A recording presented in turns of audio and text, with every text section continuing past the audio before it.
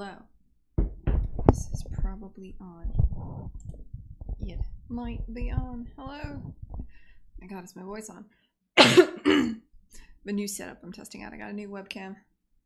It is hopefully not going to continuously autofocus. Right. Today is it is 10 minutes to 3 o'clock. It is December 28th, 2018, and we are still making indie games.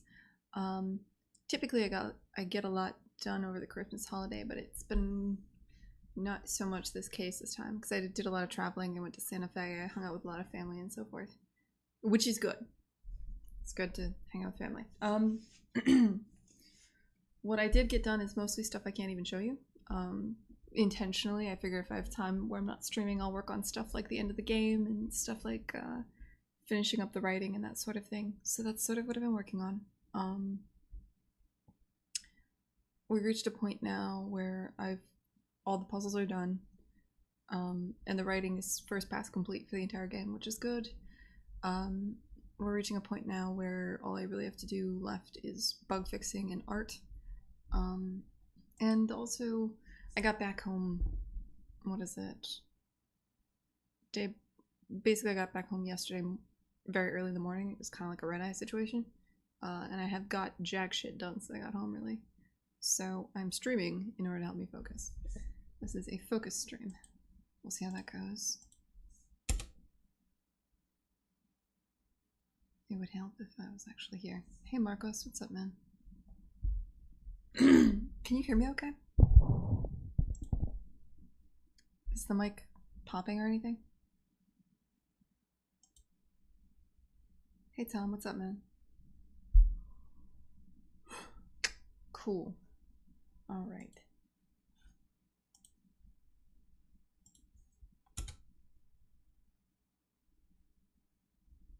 Sweet. I haven't streamed in so long, I've like lost track of my stuff. Game development. I don't know why I keep losing all the tags. I'm checking out my new webcam. No longer autofocus. It does autofocus. Huh, cool. Sweet. How's your Christmas, Tom? How'd things go? I guess I should probably start out working, huh? I didn't really decide what I was going to do today. There's a couple of options. So, I can stub in a narrative scene. That's my backup plan if I can't come up with something else. Which is the one where you first discover Euler. Or I could... There's a bug that I hate that might be fun to fix. And it kind of goes like this. Let me make sure I can even repro it. I'm going to delete my save.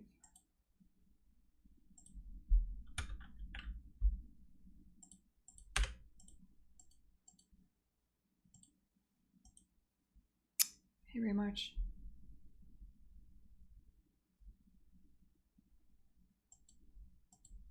Need to add a way to skip this.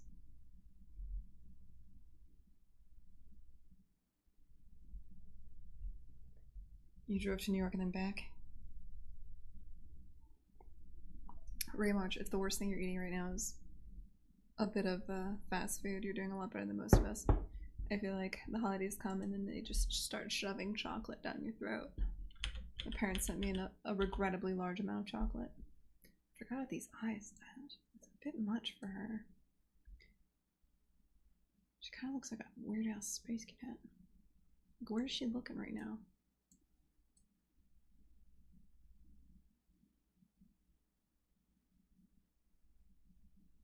Maybe I should fix that.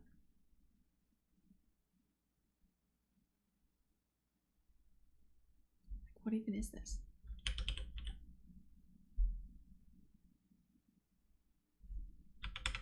Yeah, it's creeping me out, man.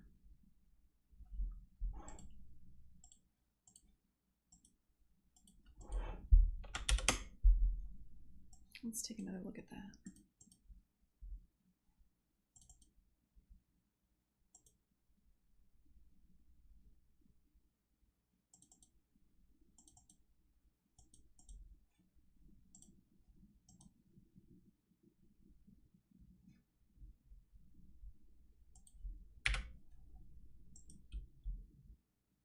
Fatal error.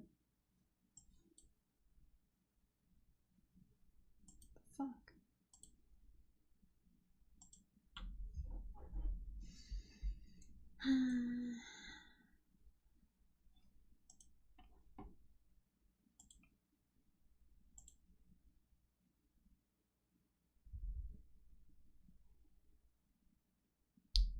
Been working my way through all the games I gotta play for the, what do you call it?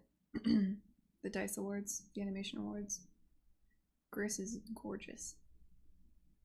I do actually kind of recommend it if you want like a, if you're not in the mood to think but you want to have a fun, like, do something interesting and pretty.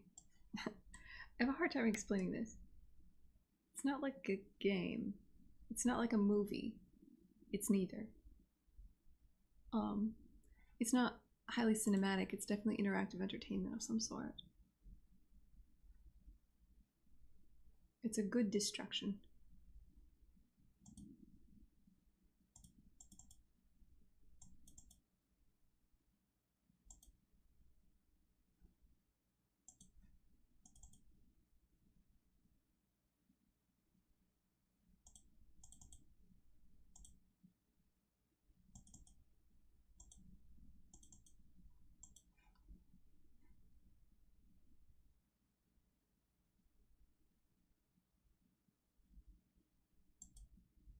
Okay, so last time I hit 6 and then it crashed.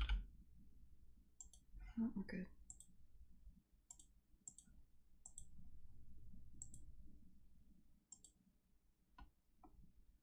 Sub-Vinipier.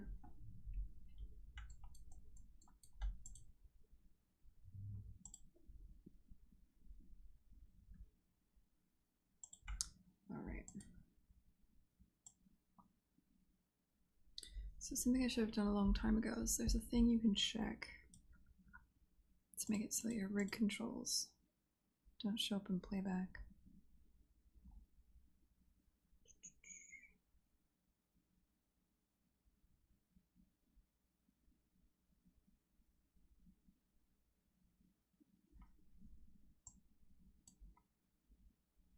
Where is it? There it is.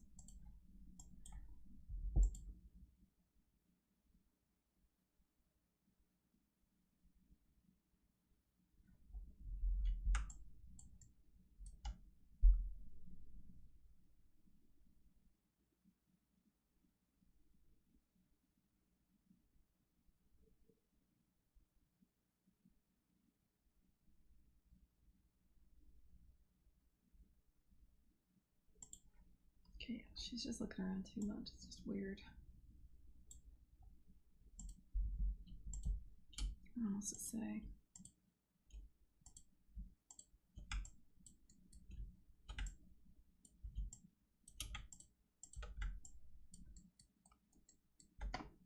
Glad you like her. She is pretty adorable, very much. But she is also just like, can't figure out where she wants to look.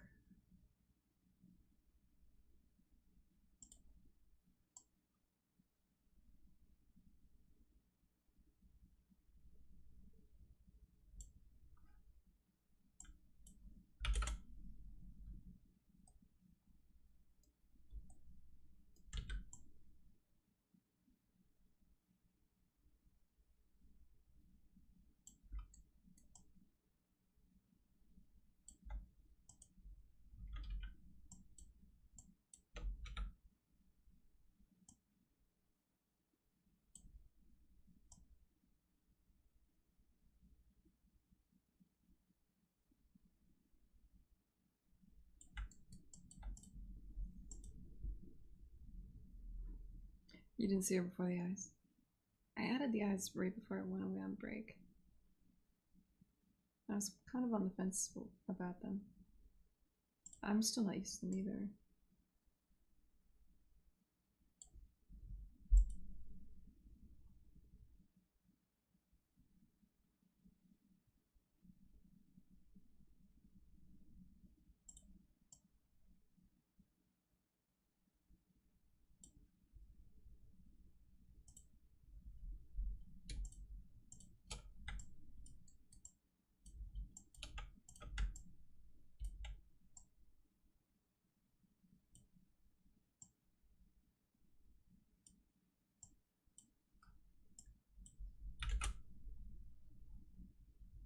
Yeah, the feet are little piano pedals. She's a pianist. Well, she starts out as a pianist. She becomes an accordion. Rue has 6 possible forms.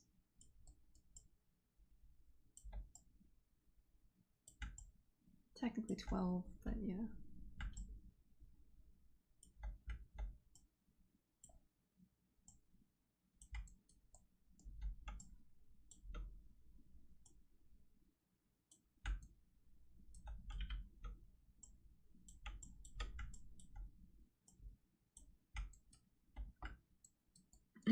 What's the 4th pedal? The 4th pedal is artistic license. That's what that one is.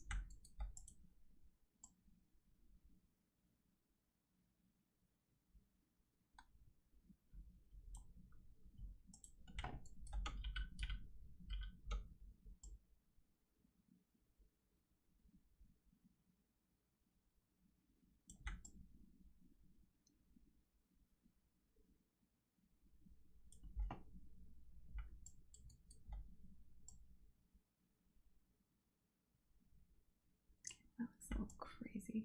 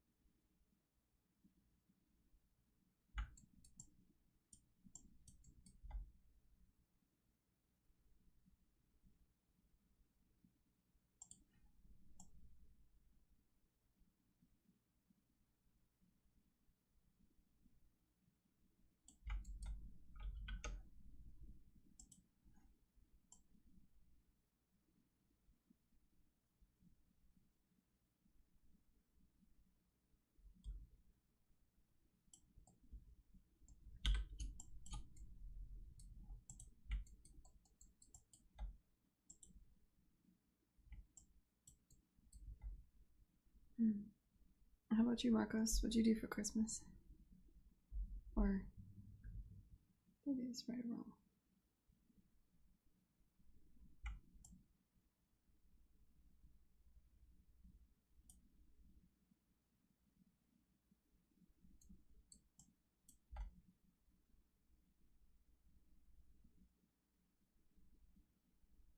That's a little less crazy-eyed, right?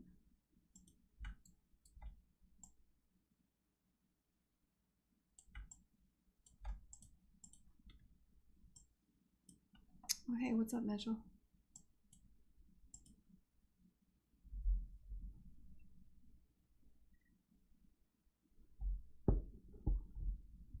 Hey, Oobly.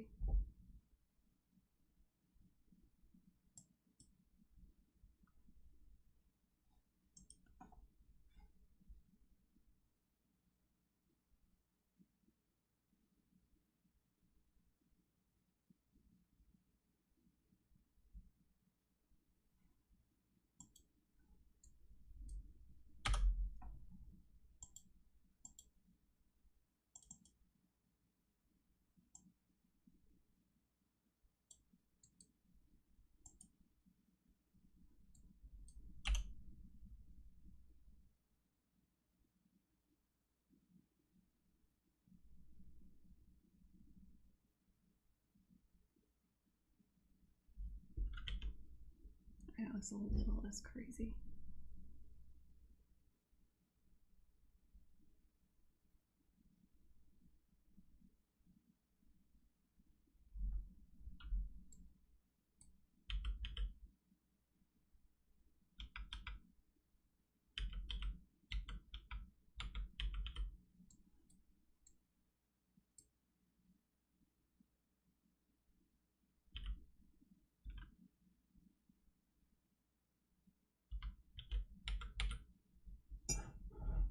All right.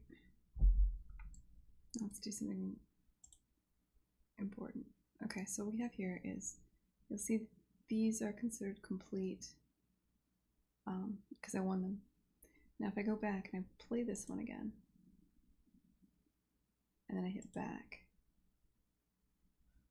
it's still called complete, huh? If I go back to this one, I play this one. Let me go back. That's working.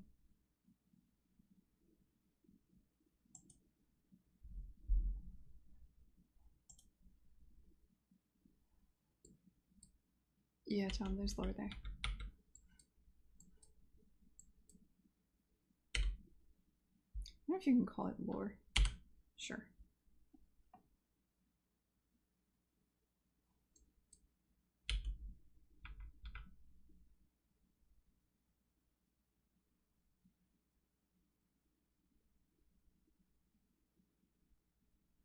That's gonna need some work.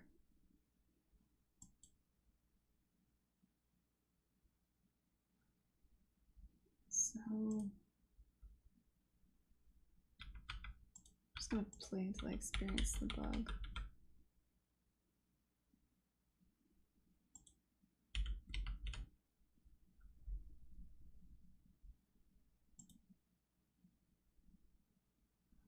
So these are all completed and this is incomplete. If I go back here and I don't know, I could do a bunch of stuff.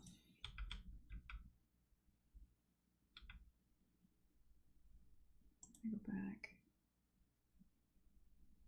It still says it's complete.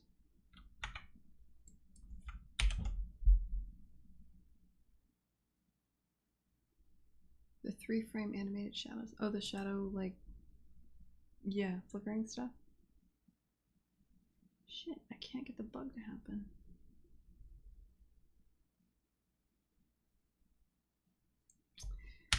Alright, let me see. Basically, what I'm looking for is sometimes my save gets wiped away.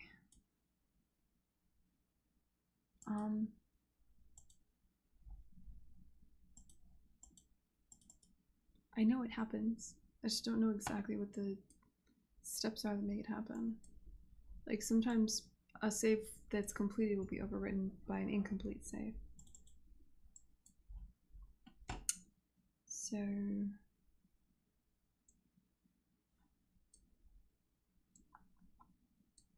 this is it. This should stop that from happening.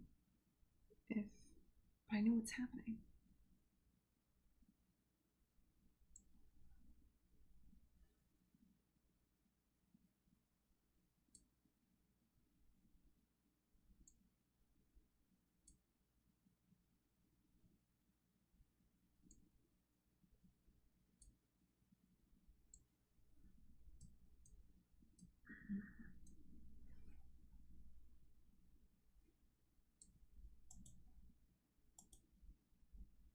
I swear I've seen this bug.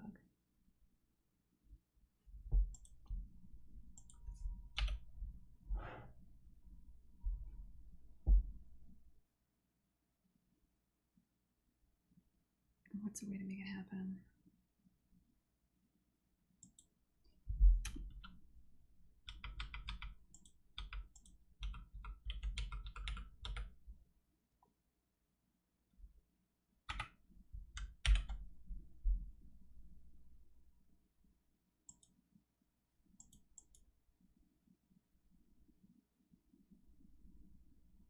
No. I swear I've seen this bug.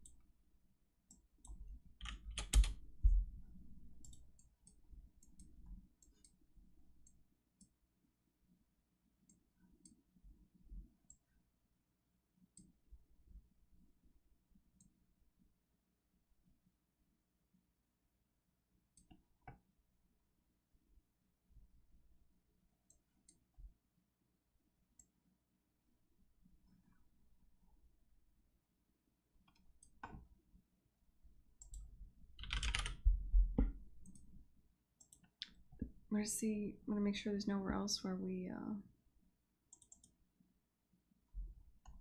modify the save file.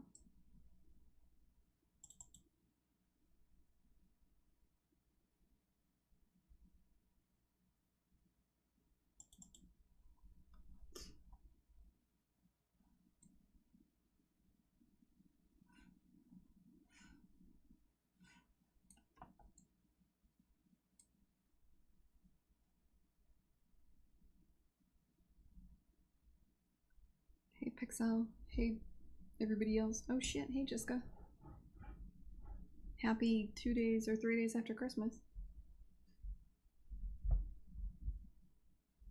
Oh shit, hey everybody.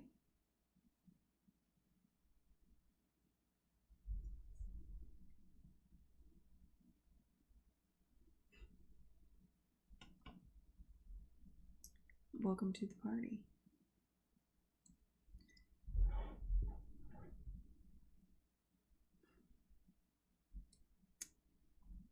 I'm searching for a phantom bug that I'm not sure exists. I'm pretty sure it does.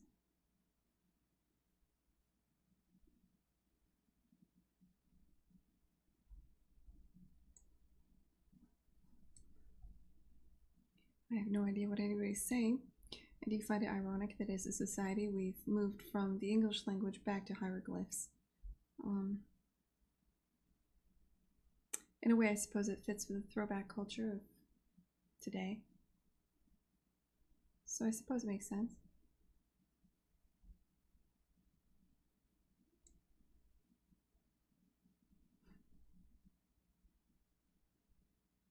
Oh, cool.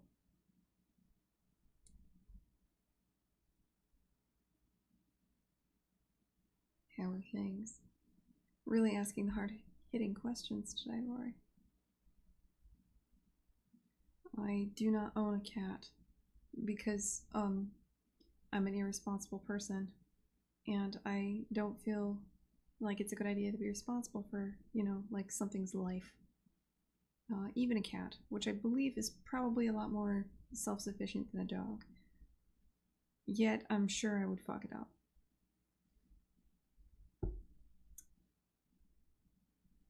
Tell me about the cats. He wants to know about the cats, not if I have them.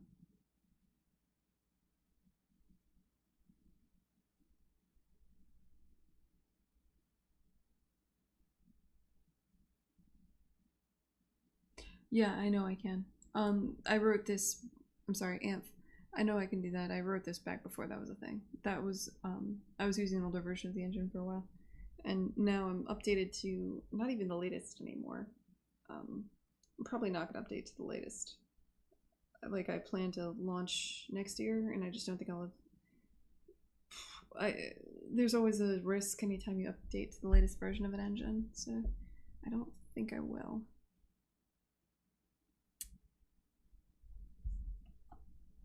Yeah, that used to not be a thing. Now it is a thing.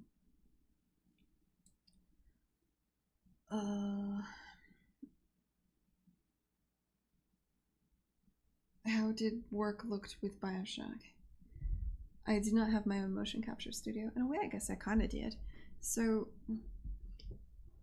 I worked at Irrational, and what I would do is, there was a team effort of figuring out how to fill up the spaces where we knew things like, okay, so this part of the game there's going to be a beach.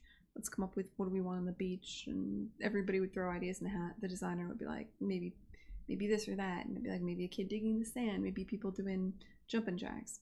And I'd write all this up and I'd give it to a producer, and that producer would hand it off to a studio, a mocap studio that was owned by Take-Two out in California, and they would they did most of the motion capture. We briefly experimented with sending the motion capture to a studio that wasn't affiliated with Take-Two. We sent it out to a studio in China, but that was a huge mistake. We ended up getting back things. You have to, it ends up being more work because you have to send them a lot more reference. Like, if I'm talking to somebody that's American and I say I want a beggar, I have a series of beggars, can you give me a beggar animation? You kind of know exactly what you're going to get. You're going to get what an American thinks when they think of a beggar. Whereas if you send that to China, you'll get a totally different motion, right? Like they'll give you something like this, which is actually something that happened. We ended up getting back a lot of, if you don't give them reference, they'll give you motion that fits for their culture but totally isn't what you're looking for. And Bioshock was meant to, like when you say you want a beggar, you want somebody who's doing a certain kind of, what you would think is an American as a beggar. You understand what I'm saying? So in the end, we kept it all. We kept it all in an American studio in California, but we did have a Chinese studio clean up the motion capture for us. Yes, cultural differences are incredibly strong when it comes to animation. It's surprising. I was definitely surprised. And because I was used to working with the California studios in general, like I've never outsourced the actual creation of motion capture, and I didn't realize what a big deal it would be. But yeah, basic motions that you wouldn't expect are just different.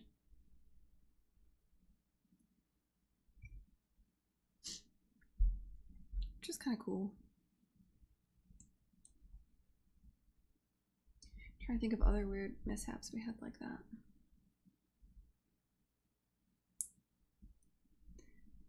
I mean, in general, when you're working on a game that big, you stop being somebody that makes things and you become somebody that like kind of manages other studios making things for everything that's not directly touching the engine or the game. It just becomes a large amount of like Maya files and data and things that you have to organize in Perforce, and that you have to kind of import, and your job becomes figuring out how they get into the engine and how they fit into the game. But you don't really like, I mean, you still have your animators in-house that lay down the keys for the important things, but for a lot of stuff, anything you can outsource, you do. Which makes sense, right? Like, once you figure out what's fun, there's this whole last part of the game which is just only large amounts of art content, especially for a game like Bioshock, that has nothing to do with the gameplay. So that tends to come on late. Was there any changes in the software used trend through that 10-year period?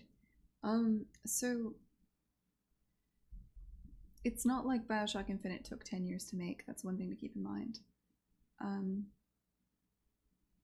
do I put it? The vast majority of the game was made in the last 2 or 3 years. And I'd say there was like 2 years of exploration before that. And before that, nobody was even thinking about Bioshock Infinite. Irrational Games was working on entirely different projects that kind of either got scrapped or moved around. So the software that changed, I mean, fortunately, Unreal Engine 3 was a constant throughout the entirety of the development. We did have to take new engine drops. That wasn't that big of a deal. We upgraded to newer versions of Maya. We integrated Morpheme probably a little bit too soon. That was a huge mistake. I mean, especially back then, middleware sucks. Morpheme in particular sucks more than a lot. How do I put it? I don't think Morpheme in general is bad, but the integration into Unreal is particularly terrible. I think consistently Fmod is bad. Is there a package? No.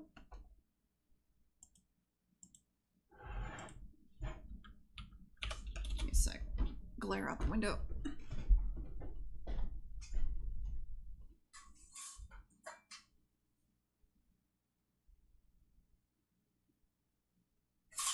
I'll be right back.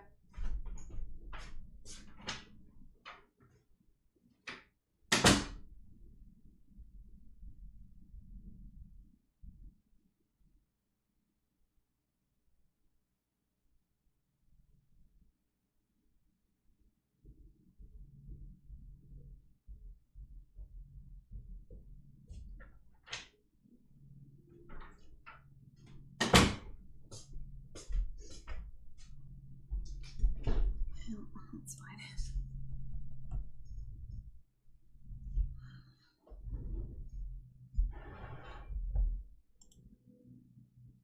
Alright, I'm back.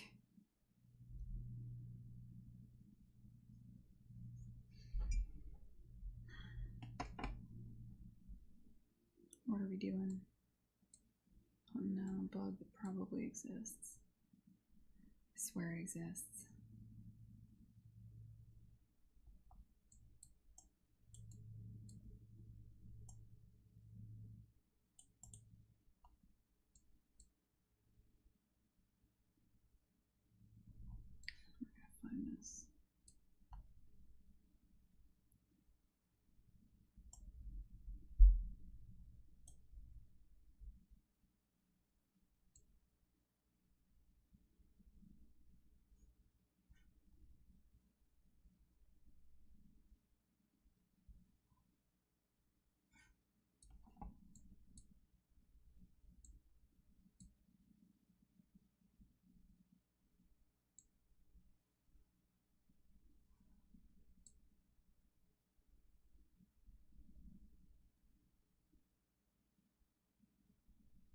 So I want to find is any time I'm setting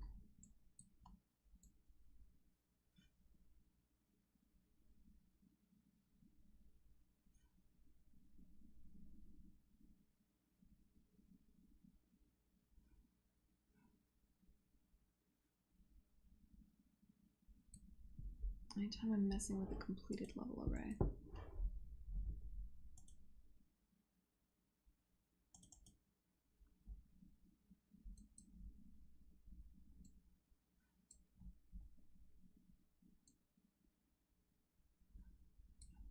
the hell am I doing here? Jesus.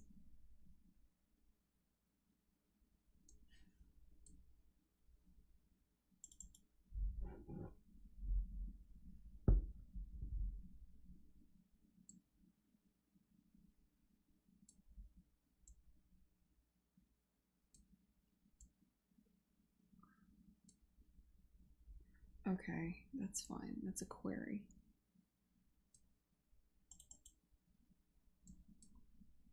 It's also a query. Also a query.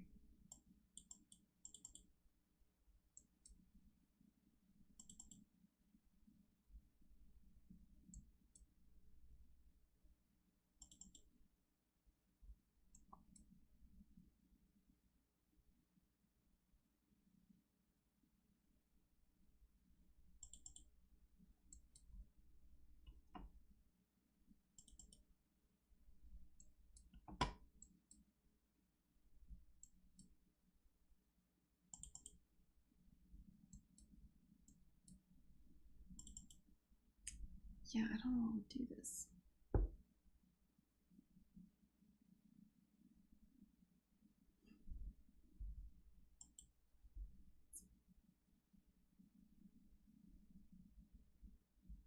Steal my ideas, Marcos.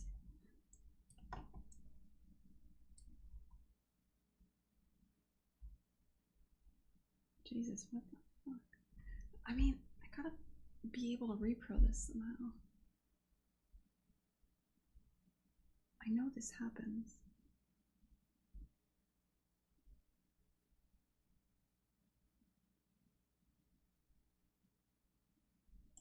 Maybe I have the wrong idea. Maybe it's not. Maybe I'm saving more often than I should. Or less often than I should.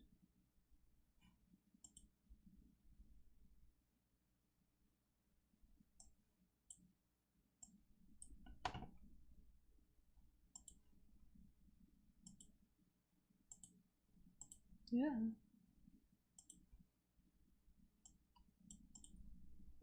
No, this is the only time anything is ever saved.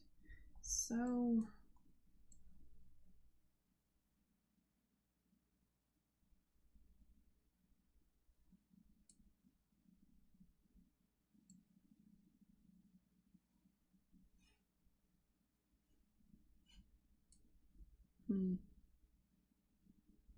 am I too quiet again? I can boost my mic. It's a new mic. Let's see here. Filters.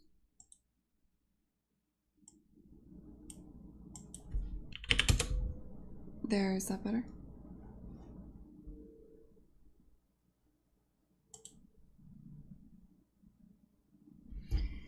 I need to become a shouty YouTuber. There are some things that cannot be.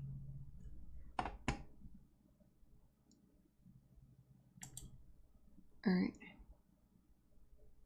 Is it actually better, or was I just talking slightly louder that one time? I guess I could look at the waveform.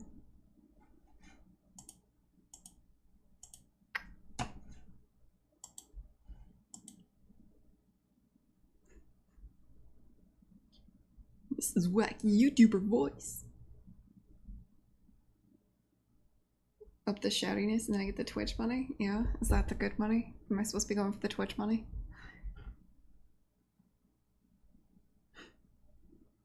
Is that where all the money is at?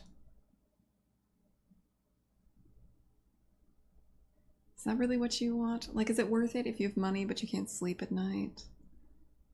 I mean, think about it. I mean, so if you get more money, but you're screaming all the time, so like, you're mad, you're stressed out, you know, you're putting like strain on your heart, you're dying sooner. You have more money to spend before you die. I suppose there's that. Or you could just be calmer, make significantly less money, and live longer. I think I'd go for number 2, probably.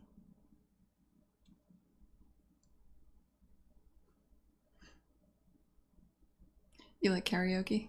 Yeah, that's basically incoherent screaming most of the time. I would put that about on par with YouTubing, I suppose. Not that it's hard to ridicule YouTubers because you can't ridicule something you don't know. You know what I mean?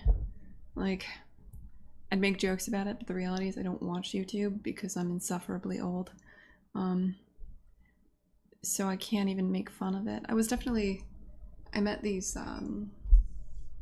like 2 younger girls at this Christmas thing that are somehow loosely related. And I'm trying to like connect with the youth, and they're both in high school. So I'm like, hey, I hear Markiplier is good. And they're like, no, we don't listen to Markiplier.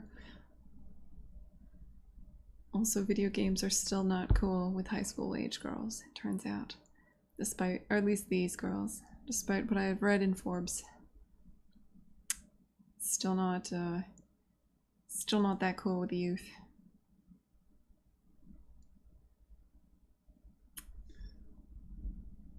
You have a bass voice? Yeah. Yeah, they knew about Fortnite. That was cool. That's good. Anytime you get to meet extended family who are not gamers, they are now inquisitive about Fortnite in particular. It was interesting. I was like, did you notice Epic has a storefront now? And they're like, what is Epic? And that was when I realized, way too in my own bubble. And even kids that play Fortnite have no idea how game development works. I forgot about that. That most people actually don't know the names of the studios that make their games.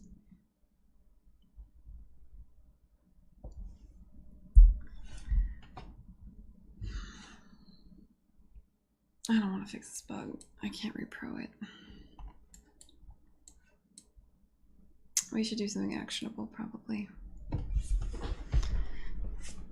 Well, maybe...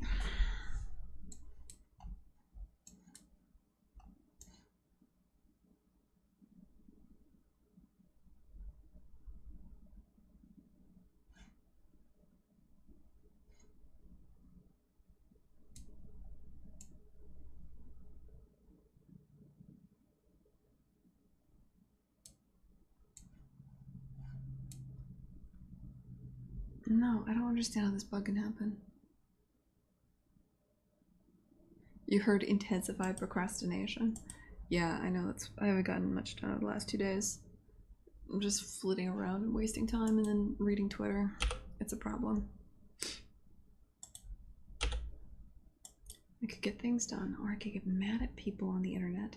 No, it's entirely possible that the bug I'm experiencing doesn't actually exist, and it only happens when I use this hack. There's a non-zero chance of that. So I do think I should ignore this bug until I can repro it in the wild, like while playing the game properly. Instead of doing something actionable, why not do something objectionable? I suppose that would also help a YouTuber get more money, being as objectionable as possible.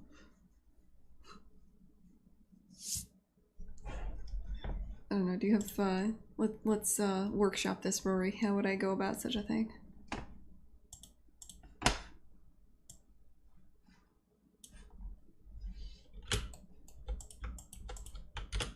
I cannot save this. Let me check this out per force. Get the edgy views.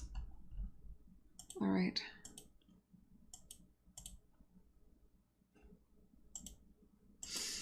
Okay.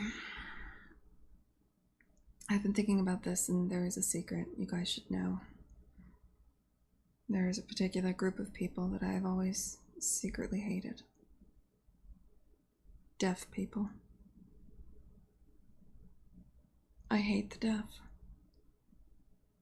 It's the hard of hearing that I hate the most. They're just... They have different, you know, cultures than us. Culturally, they're different. They have a different way of life. I mean, I don't hate all deaf people, just, you know, some. Not only the bad ones would be the ones that I dislike. It would be the bad deaf people. You know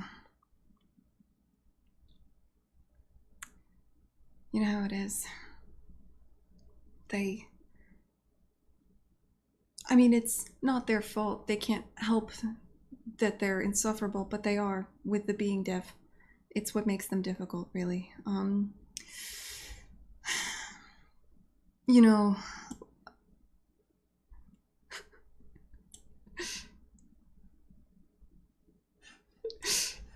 Yes, it's things like that. The constant talking down to the hearing capable, or just the fact that they're so cruel to the hearing capable, really, with their speaking a completely different language. I mean, why can't they learn our language? It's not that difficult to learn to read lips, really. Also, I find the hard of hearing are, it's not that the deaf have it too easy, Tom. They can't help being what they are. They were born that way. They were born that way, and it would be fine if they would just better integrate into society. But you know, they make loud noises all the time without realizing it, and in general are a nuisance to society. They turn up music all the way. It's the worst.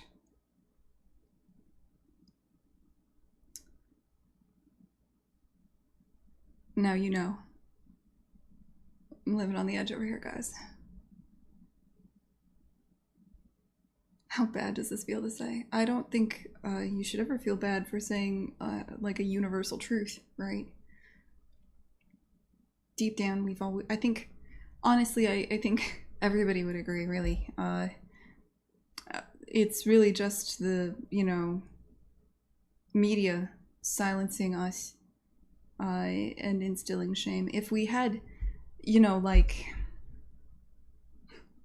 if we were all capable or allowed to speak our opinions about the hard of hearing, we would all agree, but we're not. We're not allowed to. So we have to go on just knowing this privately in our hearts.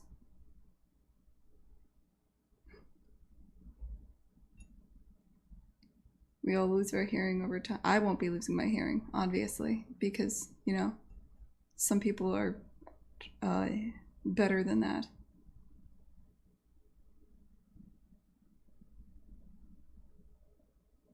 And I don't think all deaf people are problematic. I just feel like, you know, the bad ones are. I can't even think of a slur. There's probably a slur against deaf people. I want to find this out. Hold on. Slur against... Please let this exist. No. Damn it.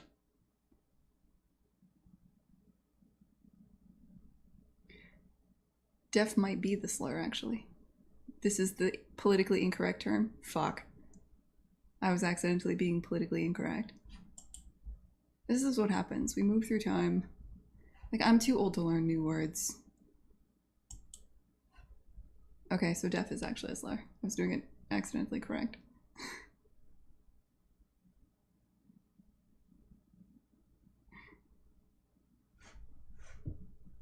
Am I the only deaf person hater? Apparently. I'm the only one that hates the hearing impaired. It's a unique thing. You know, there is actually a lot of controversy around the deaf. I hate even bringing it up now because now it sounds terrible. But I did go to the International School for the Deaf, and there was actually a thing where, like, if you are... So they came out with, like, cochlear implants and things that where if you have a child, like a newly born, you can give them that you can do surgery on newly born babies. Now they have cochlear implants for everybody, but initially, like 10 years ago, they didn't. And what was happening was if you had a baby that was born within the first 6 months of their life, you could get this surgery done that would make it so they weren't deaf anymore. For certain kinds of hearing impairments that you're born with. And a lot of deaf parents elected, hard of hearing parents elected not to do this because they thought if their kids could hear, they wouldn't be able to share their culture and their language, like sign language and shit. So they opted to have their children remain deaf. And I have to admit, I actually did think that was bullshit. I felt like that was weird. So, and it is actually honestly like a controversy that you've probably never thought of, but actually did briefly exist.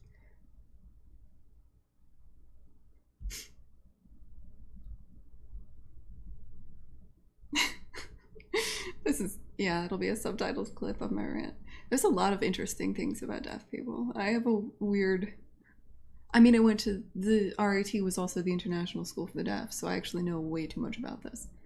I'm not, like secretly hating the deaf, but I do actually know a lot about the culture and stuff. Hey, Sudokan, what's up, man? There's a documentary called Sound and Fury, which talks about cochlear implants and the retainment of deaf culture. Yeah, like it's a real thing. And it's not like it's a this is fucked up. It is actually like a real thing. They considering it a disability is rude.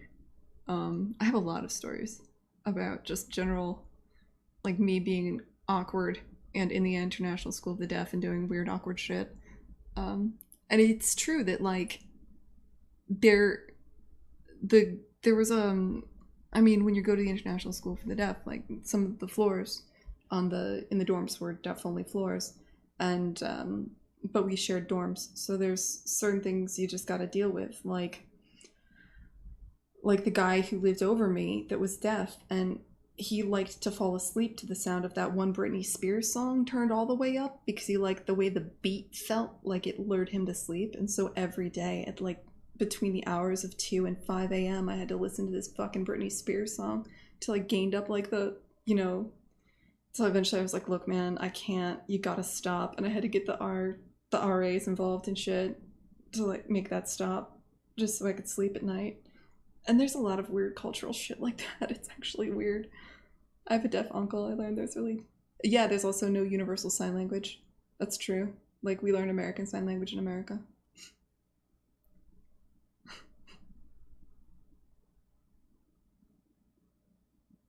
No, if I wanted to actually say things about the deaf, I could. I've heard... Never mind. Yeah. There's a lot of weird cultural shit there. There actually is. You're looking forward to reading the memoirs about this? You shouldn't. Yeah, it's interesting that there's different sign languages in different countries. It's interesting how deaf people think too, which is something you never realize. The most fascinating thing to me was like how you don't realize you think in a language. That when you think, you're thinking in English most likely if you're in this channel, right? And people, obviously, being bilingual, true bilingual people can think in either language or kind of think in a mashup of both. But somebody who's deaf doesn't have a language. They think in pictures, which is fascinating. Just imagine thinking entirely in pictures is cool and weird. There's other things too, like I always thought somebody who's deaf would be really, really good at making films. And I went to film school, and I assumed, like, if you're deaf, you're probably gonna have a really artistic film that has very little dialogue, right? And it was totally the opposite. Like, you could always tell if a film was made by a deaf person because there was nothing but dialogue, because their experience of watching TV is almost entirely reading. And so when they think of film, they think of, like, reading dialogue, and so that's overwhelmingly what they make, which is fascinating to me. The number of my viewers went up. I think it stayed constant since we got raided by Jessica. I'm pretty sure we just picked up her crew. Hey Sudokan, you're Russian.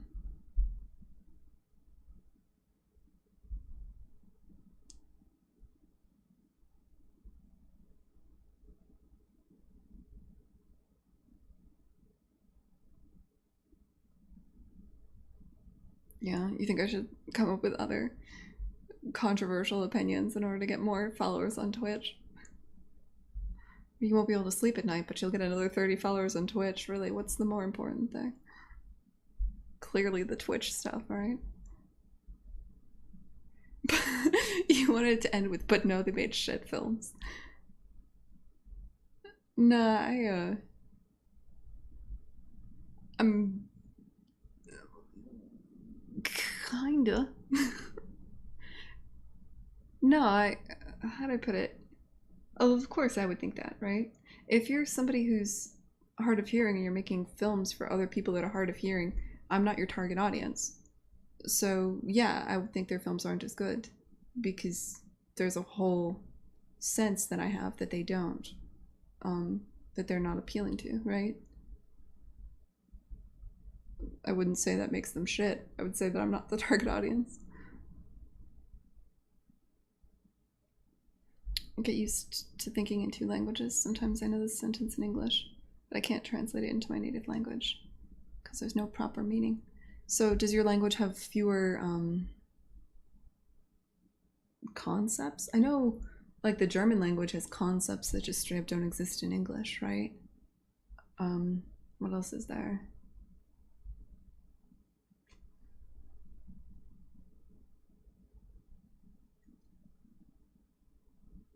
Any sensory impairment severely divides us. True. Which is why you can kind of understand why a mother who's having a child, and if the mother's deaf, if she has the opportunity to make sure her child is deaf so that they can kind of share the same life experiences, I suppose I can understand doing that. But also as a human being, part of you is a little bit revolted by that, right? Because why wouldn't you want to give your kid the best possible chance to succeed? But does that make you a bad person? Because, I mean, it's obviously we're biased because we have the ability to hear, right? So if we as people that can hear, find out about somebody who's, imagine a different scenario, right? Like a mother that's deaf is having a child and that child can hear. And so she like cuts off that child's ears or some shit to make sure the child's deaf. I don't think anybody would question that's evil, right? You're harming the child in order to make sure the child has the same life experience as you do. So I think that's unquestionably bad. But if you change the question, if you say, okay, the child is born deaf, but for free you could snap your fingers and make it so that this child has the ability to hear, because the default state is that the child is already deaf, we don't consider that as evil, like at all, right? When in reality, I mean, they're not. Are they the same thing? I don't know. I'm not a fucking philosopher.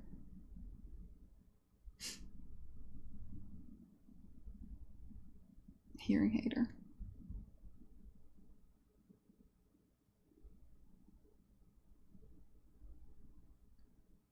Oh, Frost, I've seen some of your stuff before. Pretty sure. Do I follow you? Nope, never mind. You're not who I thought you were. Sorry.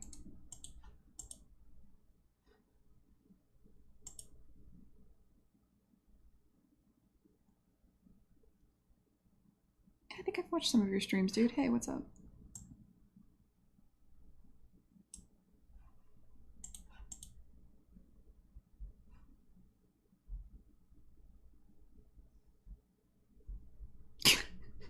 Later, Rory. Are you famous on the internet? I don't know. Is that a good thing? Do you want to be famous on the internet? Seems like a lot of work. Seems like a real pain in the ass.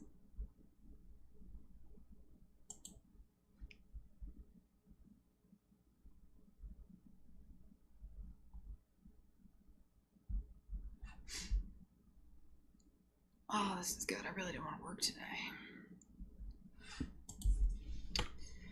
So we got this one shitty introduction for Quad. Don't know how I want to introduce Euler. I've never really had a good plan for it, other than you kind of get a certain part through the game. Yeah, you stream coding. I've watched you stream code before. Not watched, listened.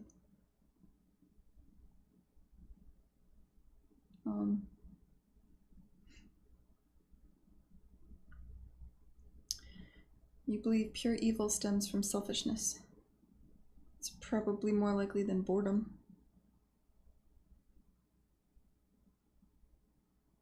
You think pure evil stems from selfishness. I don't know. I'd fight you on that. I disagree. I think people do the most evil things probably in the name of tribalism, which they mostly see as being selfless, not selfish.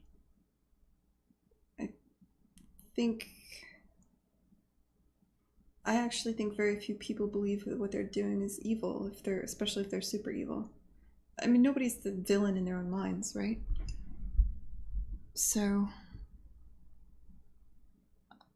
I would say probably you could sum up most of the worst side of humanity as being done in the name of like some sort of tribe, probably.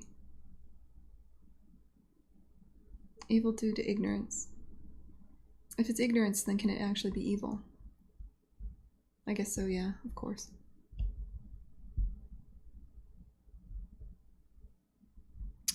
The most common example is gendered verbs. In English, we can tell something about someone's actions without mentioning its gender, but in Russian, we can't. Yeah, I always thought that was weird. So, like, a table is effeminate in Spanish, right? Like, you use effeminate words, whereas, like, a chair is masculine, or like a cat is masculine. I can never get around the idea of how effeminate my table is. Like, that's why a lot of the Romance languages are weird to me.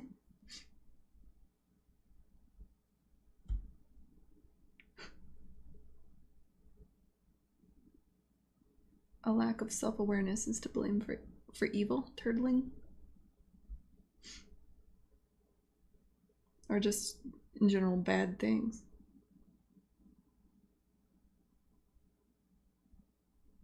I mean, so much of this is perspective, too. Anyone who brings a child into this world out of pleasure of some selfish thought of not ending up alone is evil. Who the fuck wants to put another child through all these horrors we have made? I mean, those are two totally different statements. If you bring a child into this world out of some... Wait, what? If you bring a child into this world because you selfishly don't want to end up alone, is that evil?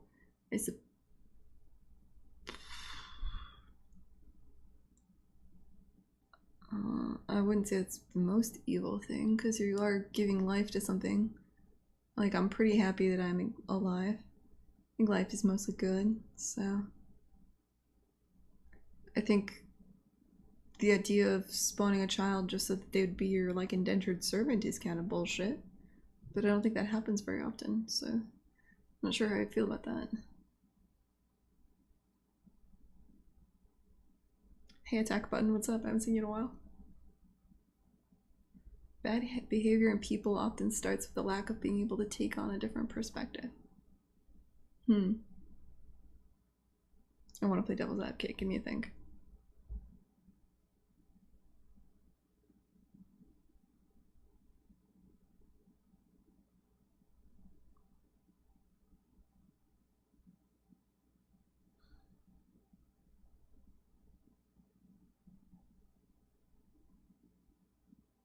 I guess the best counterexample I could say are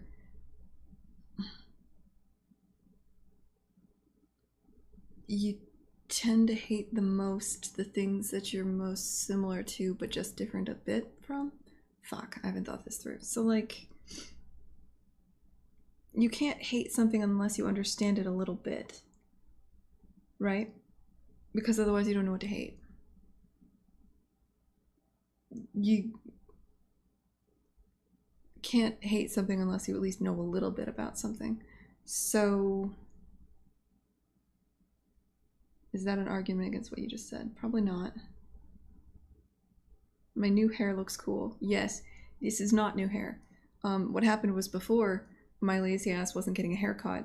I'm supposed to get this haircut. Like, to maintain it, I should cut it every 6 to 8 weeks, and instead I don't. Until I grow something that's akin to like a mullet, and then I am embarrassed because I look like shit at a Christmas party, and then I inevitably fork out a lot of money and get it cut at the last minute, so that I don't look like shit in New Year's Eve photos. Something like that could probably hypothetically result in what just occurred.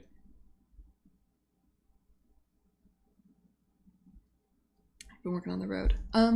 So progress has been fine. Mostly everything's stalled. That's a complicated question. I've not gotten anywhere near as much done as I'd hoped. Usually I get a lot more done in December. This month has been not my best. And before this, I've been a combination of, it's looking like I'm probably going to get funding from one of a couple sources. But that's resulted in me spending a lot of time in PowerPoint and pitching and flying around and shit. So in a way, it'll be good because I'm going to have money to hire basically Rick Nath is going to be doing the environments for the game, which is good. And I think that'll be fun. And also the money will let me port the game to other platforms. I'm not sure what yet, so I don't want to talk about it. But I'm most likely going to have money. Spend a lot of time setting that up and not a lot of time working on the game. That'll hopefully be done. I mean, we're in that phase where everybody's gone for the holidays, but that should hopefully be signed soon. Yeah, PowerPoint. Fuck PowerPoint. I think we can all agree on that. Is that controversial? Kind on the Switch confirmed. No, I made a joke. This is honestly a thing that happened. So I was talking to different friends on a Slack channel, and it was like, just because I probably overthink things, and I'm like, when should I launch Kind next year? You know, like, I don't want to, like, ideally, I do okay enough that I can like survive for a bit.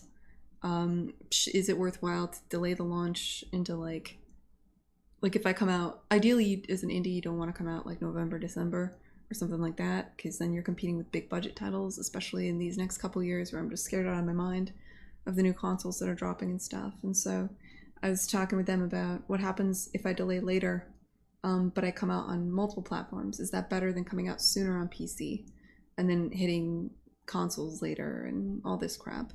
Anyway, as part of this conversation, somebody sent me this. Let me see if I can find it. I was like, basically I was talking about how much it would cost, in my opinion, to get something working on the Switch and why I wasn't going to go for the Switch. And then they showed me this. I gave them access to Perforce and they got it working on the Switch within like 24 hours, which was fucking mind-blowing. It's like a dude out in New Hampshire. Because it's a Blueprint only project and there's no code to integrate, and so I can just zip up my project and send it to him and he could just compile it for the Switch. Apparently it was actually that easy. It was kind of exciting and scary. Yeah, I know. Like he was like, really, you think it's hard? And then he sent me back that video, and I know like you get 80% of the way there and 20% of the time and shit, but that was like fucking mind-blowing to me. Like that was pretty cool. All right, hold on, wait, let me back up. Pleasure is pretty selfish. Wanting to not be alone or any other reason to get a kid is essentially selfish. The kid that didn't exist didn't ask for it. Okay. True. Something that doesn't exist can't have feelings. That's accurate.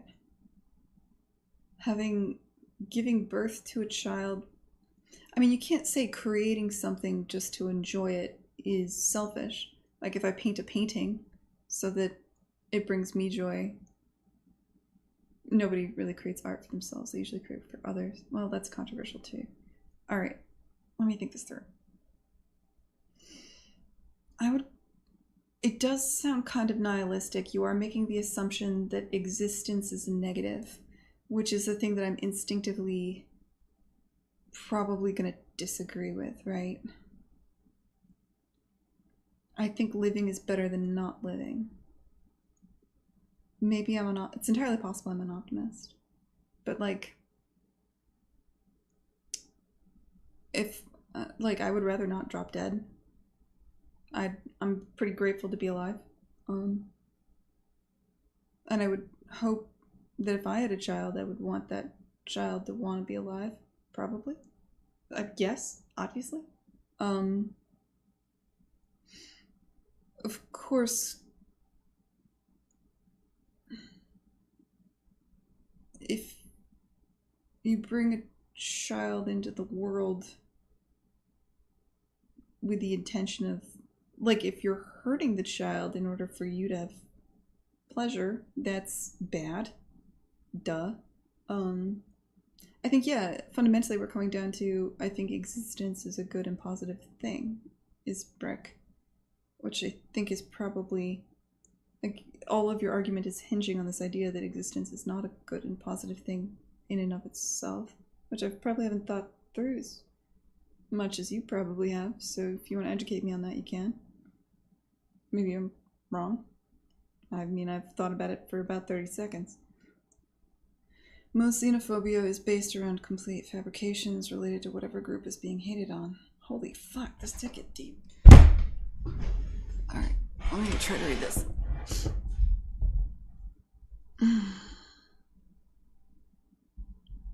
Oh, right, this is response to what I said earlier. Okay, so you don't need much, true, okay, so you don't need much understanding in order to hate something. You could have your hatred built on lies. Yeah, that's accurate. Okay. I don't remember the thread of why we got on that conversation. But yeah, that's probably right. Sure. This argument was probably social suicide as a lunch topic at work. People seem to just love kids no matter what. No, I mean, I think there's definitely, like, there's unquestionably selfish reasons to have children. Particularly if you're...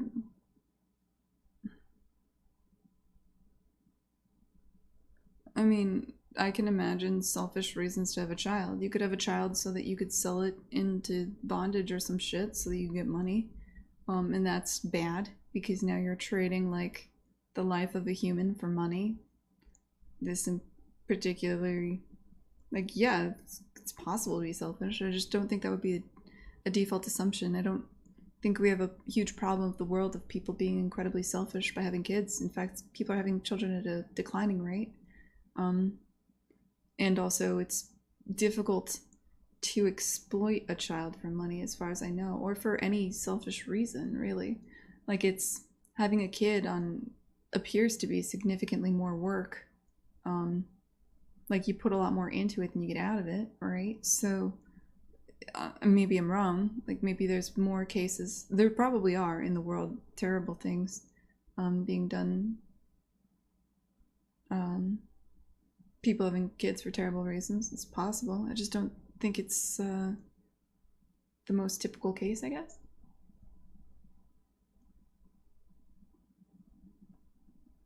Alright, hold on. I'm going to skip down because Isbrick replied. I'll argue it's not all bad. We would have to settle for that. We don't know the outcome. That just makes a selfish parent. The selfish parent to make a 50-50 gamble on someone's life. And there are mothers that exploit the welfare system. I'm not sure if it's on purpose or if they're just dumb. Probably. Like, I don't know. We're all...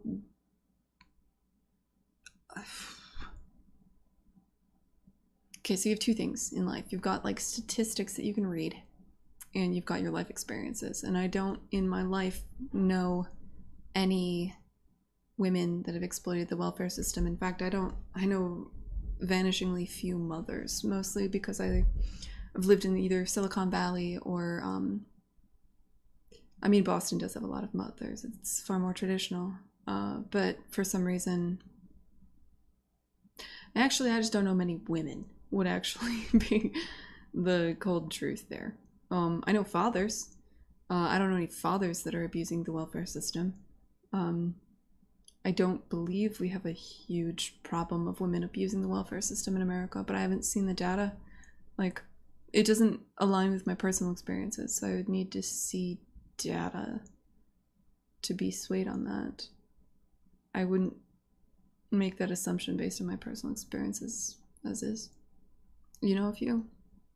Not working, collecting, Section 8. Kid doesn't even live with them. Okay.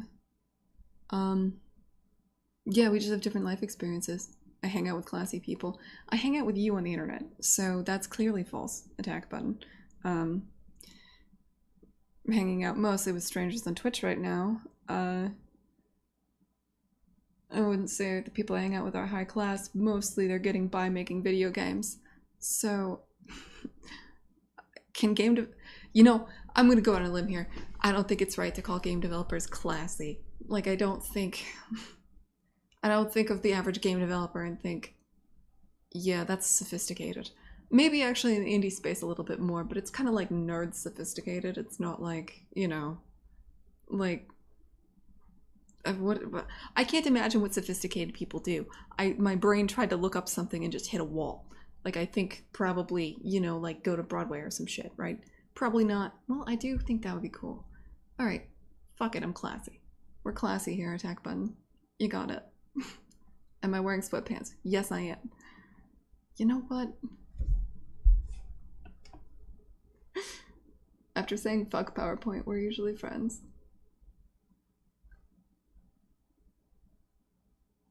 I look like I put effort into not smelling bad. Well, I try. Attack button. That would be accurate. When I left, you were talking about Bioshock Infinite. Now you're talking about the existential qualities of a... Hey guys, well, I'm gonna go read all the things I missed. Yeah, that guy got caught on the switch in like a second. I love it. Oh, okay. I suppose kid that really don't... Oh my god. Painless suicide? Yeah, Angry Moose. We're gonna let that one slide just because I didn't read it back when I read it and now I'm confused.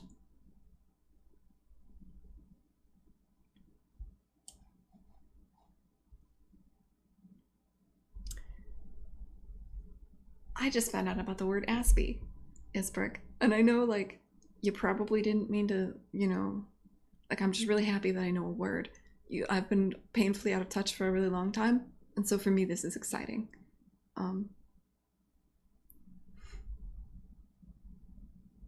You feel that you're a high-class Aspie, which is not a negative thing, which would be weird because you would assume that that would be like, but it's a term of endearment, right?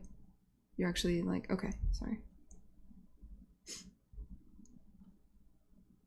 I mean, your opinion is not, how do I put it?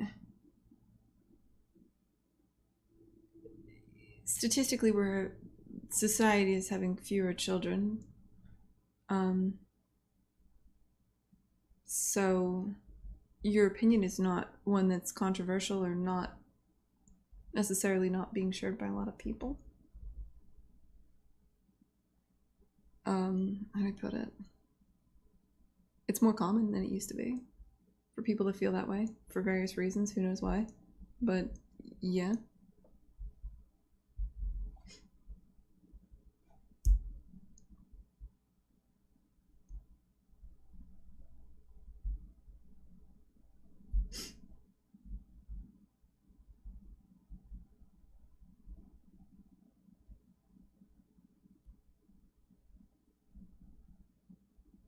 Attack button, do you have kids?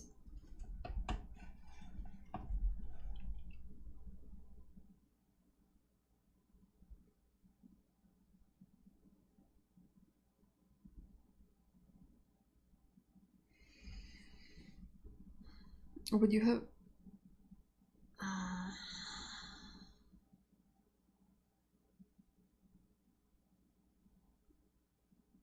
Hey Lance Maker, what's up?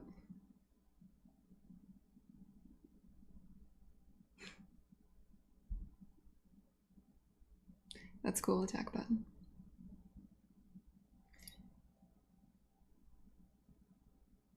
Yeah, I would argue... How do I put it? In theory, all you need is theory, but in practice, you'll find that theories don't always stand up and that the practical approach applies. And so generally when somebody has experience or expertise, you trust their opinion more. And I've never met anybody who's had a kid and said that they've regretted it personally, nor do I've even really read about such a thing. Most people find it's incredibly fulfilling, and I think people are basically good and basically not selfish. And most people that have had kids would say that they feel the experience was a great deal of work, but it was worth it in spite of that, not for selfish reasons. And I guess I would trust somebody who has kids over somebody who doesn't. Well, should you? Shit. Guys, this is too deep for right now. I need time to think on that. I construct an argument here.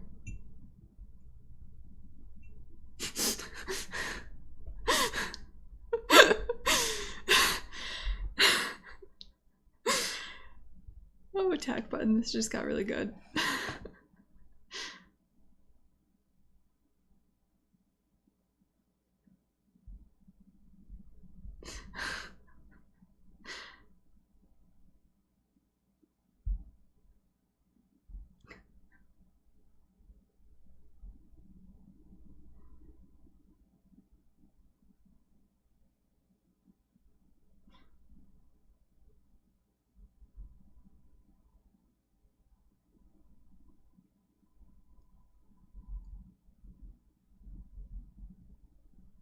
The moment when you realize you're old enough to be a dad. Yeah, well, what you gonna do?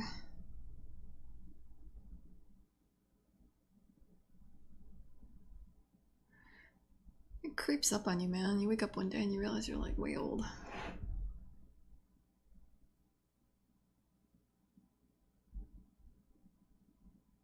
Wait, you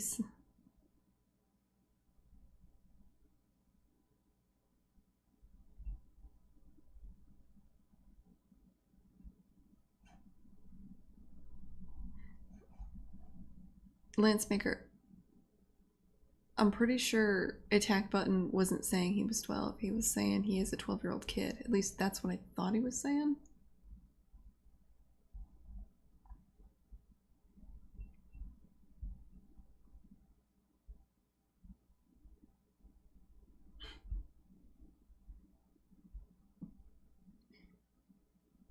But now y'all got me way confused, so I have no idea what's going on.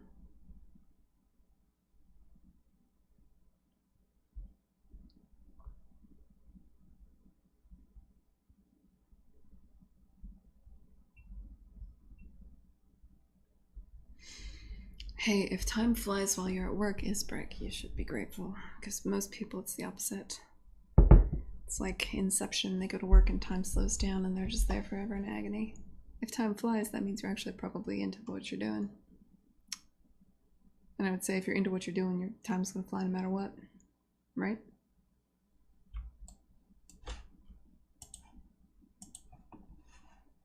The times when time seems to drag on forever are usually when you're the least fulfilled.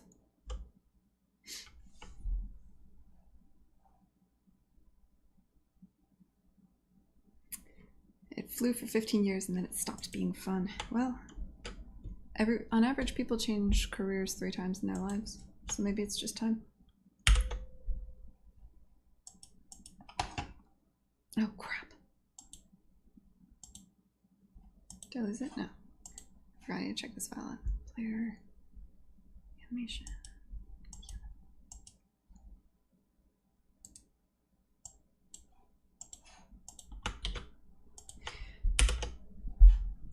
Okay, I'll at least set up a file so we can pretend I'm doing work today. I'm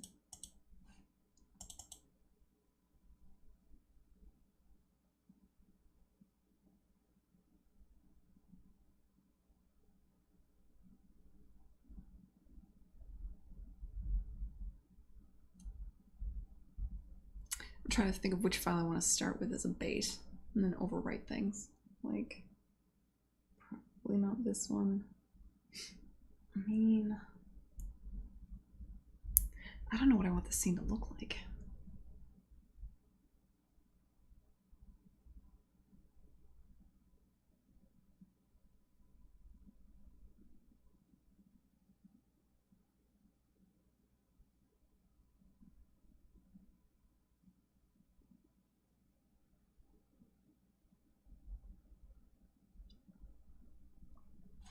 Alright. You have to animate a scene where there's love at first sight. What do you do? I'm outsourcing this to you guys. You're active today. What does love at first sight look like?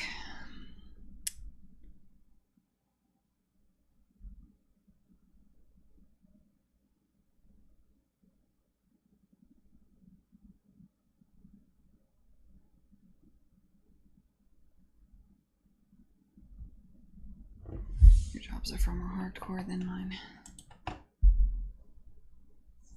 Let's Google it.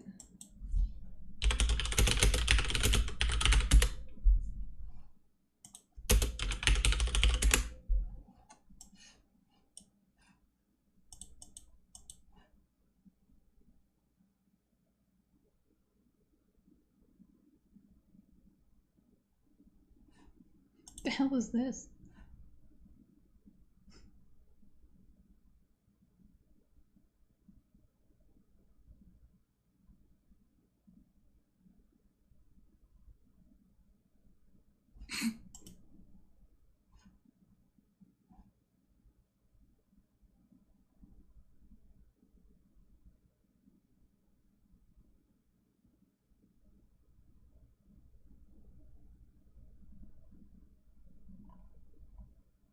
Maybe I'm thinking of this the wrong way.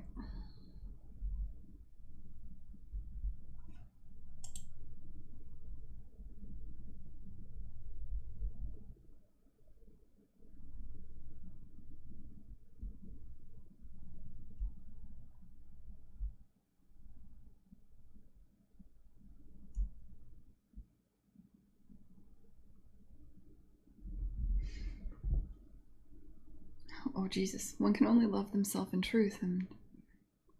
Wait, what? Sorry, that mixed with the X. One can only love themselves in truth and must see themselves in something to love it. The fuck are you on about? One can only love themselves in truth and must see themselves in something to love it. I mean, I don't see myself in dogs, but I think dogs are cute as shit.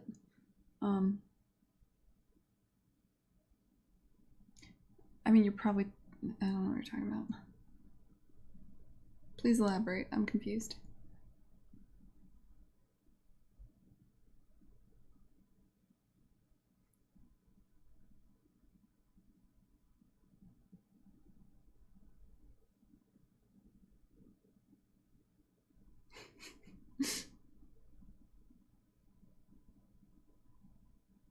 Streaming Google Graphics tab. Oh yeah, that could end badly, huh?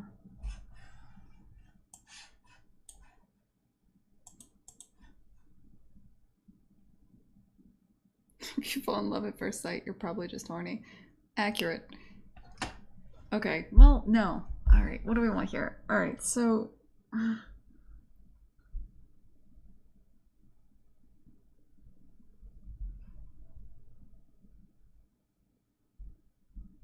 It's necessary for the narrative that Euler desperately needs Rue. That he sees her and is immediately in love with her. It's important for the narrative, just because Euler needs Rue. So,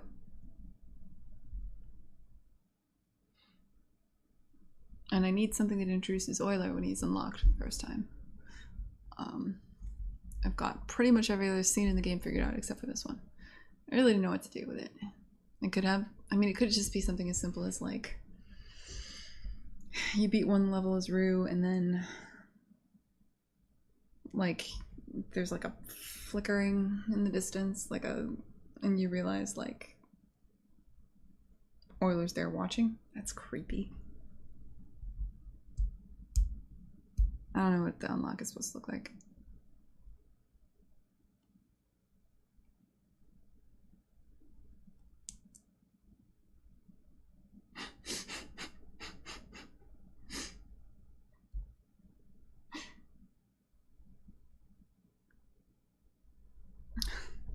Plato's conclusion is love only exists in the head of the one in love. Okay. Could do animated hearts. Love only exists in the head of the one in love. Well, I mean, you only feel your own emotions, so... Is that a... I mean, I'm sure the works of Plato are significantly more, you know, like, involved. And that is definitely a TLDR, so I would hate to, you know, I'm not gonna say you're wrong, obviously, whatever. Plato's a big deal. So, sure. But I mean, the only person who feels your feelings are you, so that seems like odd, like correct to me. That makes sense.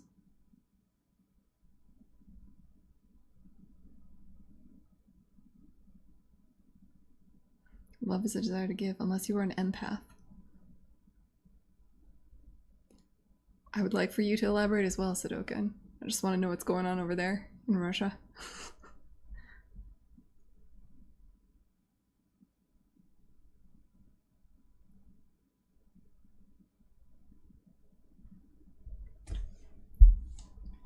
They're shorter cutscenes. I don't have the time. I don't have the budget to be Final Fantasy. Like I need to sell in like 3 seconds. A new character is unlocked. The narrative that's part of the narrative is like, and there's a couple different ways we can do it. You unlock oil. So their personalities are. Rue's complicated, but in the way we're showing her, she's pretty much generic. She's just excited to be here. She really wants to be a musician, right? Quat is brilliant and difficult to work with. He's a rules lawyer. He's the one that's gonna tell you that, like, if you go to the movies, he's the one that's like, oh, this is incorrect. It's not how things work. You know, like, he's the fucking pain in the ass. He's irritating to work with. Nobody likes Quad. Everybody would rather work with Euler. Euler is artistic, desperately in love with Rue. Really needs Rue. What else can I say about Euler? Can kind of get in trouble. He's lovable. Everybody likes him. Everybody works with him. He's not as smart as Quad. I need a way to unlock Euler. Like when Euler is unlocked, what happens? I feel I don't have a reason for him to be unlocked. I never really came up with something. I never really came up with anything for Quad either. Like, I thought it would be funny if, like, Rue was stuck and Quad just dropped in and was like, no, actually. But I thought that was a little too on the nose, and I don't want to, like, be controversial on the internet, so I'm still actually kind of working out how Quad gets introduced to. I don't know. I don't have any ideas here. So I thought it'd be good if Euler was just like kind of, I don't know, creeping on Rue. Euler was just like, saw Rue, fell in love. Euler wants to be a musician too. It's harder for him, but he's, you know, like he's a weird artist sort. Let's go with that.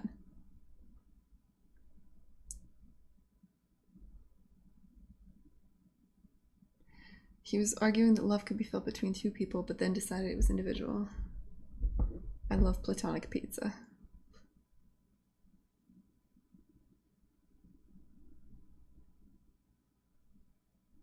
Oh my god, guys. Empathy is the ability to feel someone's feelings. Oh, yes.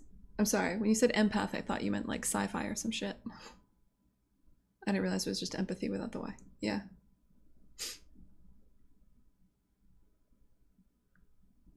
Yes, Scott Clark Khan is an entirely Blueprint project. I have not.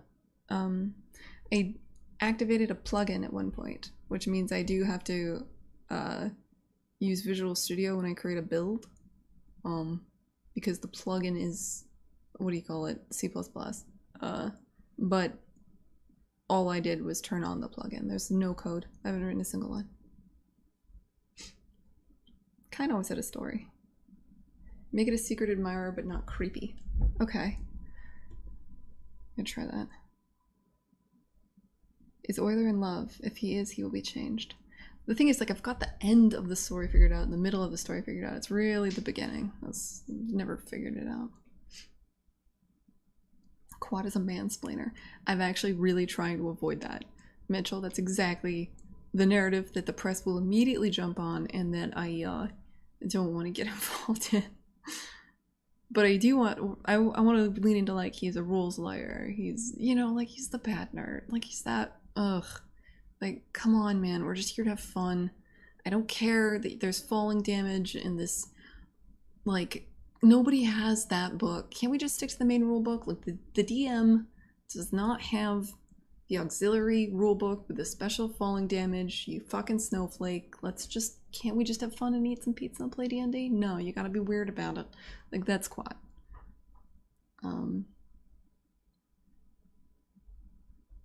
I have eyes on my character grade. We can do that.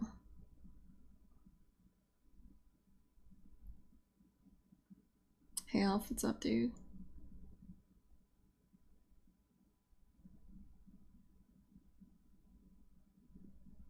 It could just be that simple. Like, Euler could just be there. We could rack focus zoom on Euler. And then there could just be like hearts. I mean, I gotta figure out the emotion system at some point too. Like, they say things and I want, like, what's the cheapest way to do this? Like, somebody, I want to show Rue is mad. Like, I want to, maybe I do like the anime, like, angry icon. When she's like, God damn it, Euler. Could do something like that. And then I could piggyback on that here too. Like, so Rue spins off, she beats the level or whatever. And then it just, rather than the camera following her, the camera just goes, does a double take, and then rack focuses on Euler. And then you just see hearts. Euler is unlocked. That could be good. That's simple. That's the right solution. Because it's simple. And I don't really have a big plan here. Let's think about that. Let's do that. Let's make that what we do. I like it. Thank you. I was overthinking it. Turning away is the one thing I can't do. Like, the characters can't turn, right? Like, you turn them and shit. So, I wonder which one it'll be. Like, somewhere around, it's one of these two.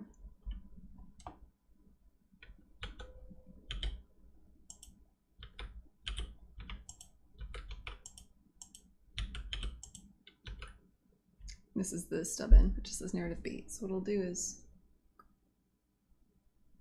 we'll actually have her bounce off. And the camera will pan up and then rack focus on Euler. Alright, let's see if we can just stub that in. Something to that effect, shall we? So it's here.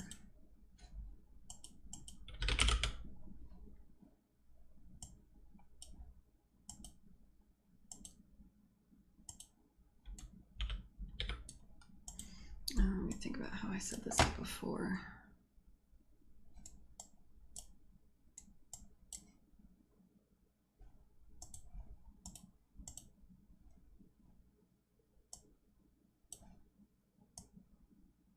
Yeah, okay, so it's a special street lamp. Which is probably fine. What? Every now and then my computer just stops for a bit. It's really freaking me out.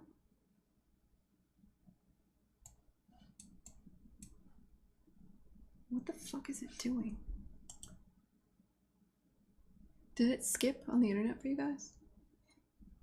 I don't know why that wouldn't tell me anything. I wouldn't know what to make of that anyway. It's not only Unreal. I was doing this earlier because I was fucking around in Maya. So that's something else. Every now and then my computer just kind of stops taking any response for like 3 to 4 seconds. It's every single game engine.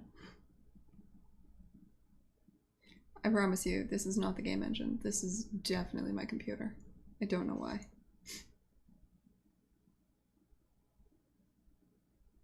Right before my autosave kicks in. No, because I just canceled it. It wasn't that. And if it had been, if my computer wasn't frozen, it would have started the autosave at 60 seconds. You're not wrong, Scott Clark.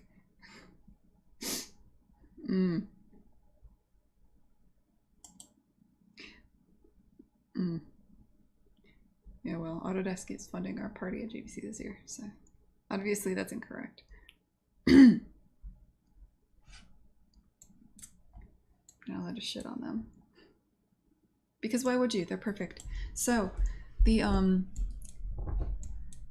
what are we doing here? So, trombone, right. Where is this getting filled? How is this even working?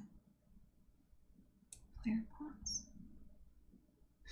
Right. Oh, it's weird that this is here and not in the level, but okay.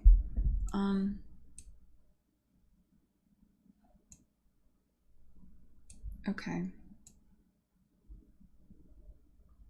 Suppress movement is important.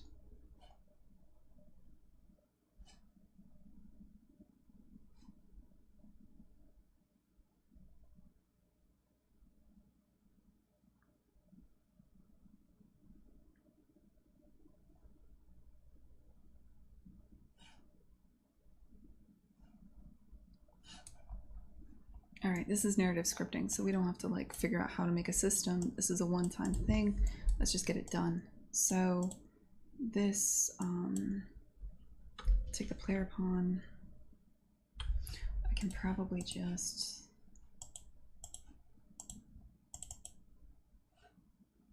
no, my computer's hella sluggish. I don't know what the deal is. I didn't turn it off last night. I'm just gonna start closing shit.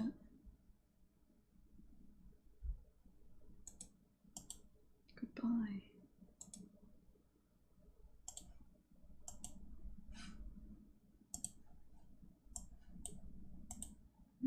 Don't mind that.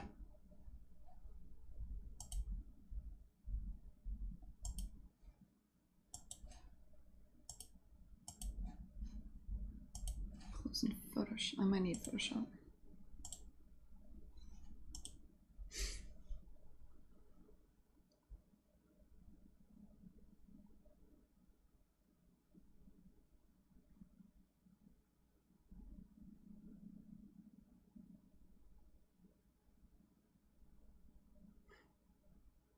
I went to pixel art because it's cheap and fast. Yeah, well.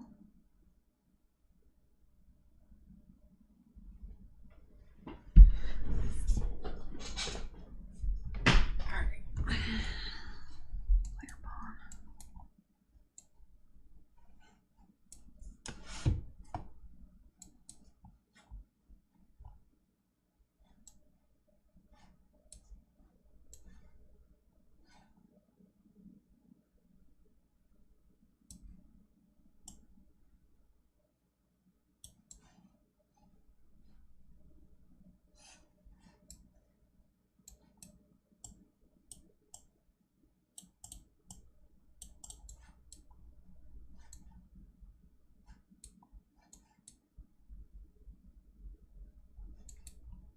Where's the animation? There it is.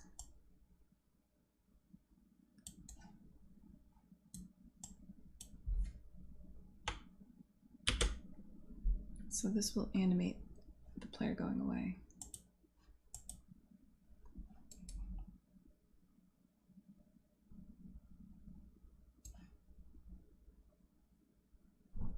Nope, that's an undo. God damn it.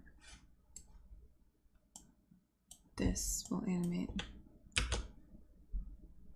player going away. So what I want is on the win condition, grab the player pawn, get the variable body anim tree,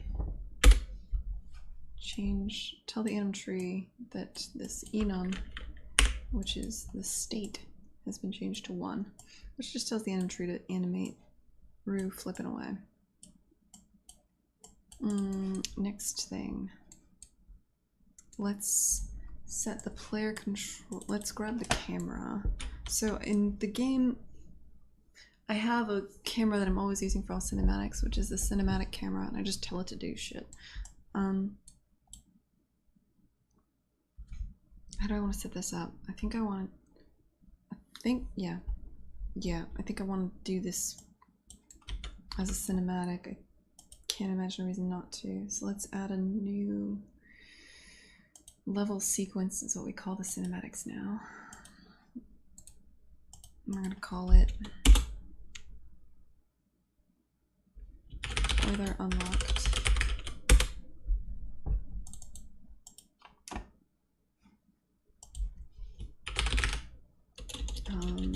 Yeah, Euler unlocked.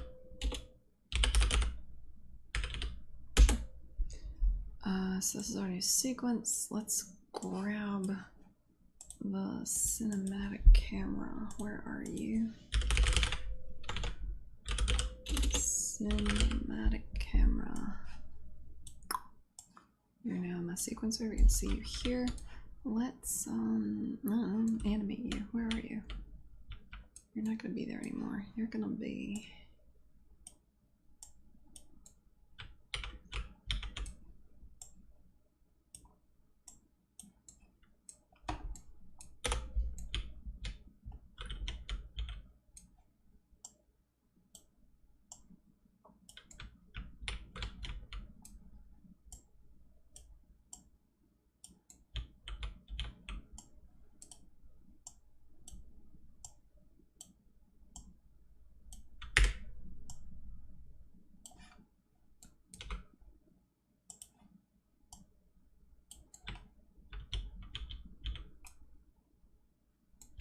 so it bounces off of that. Let's start here and then maybe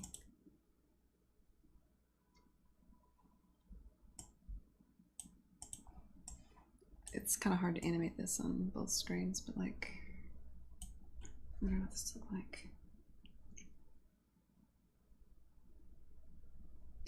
Do you want me to?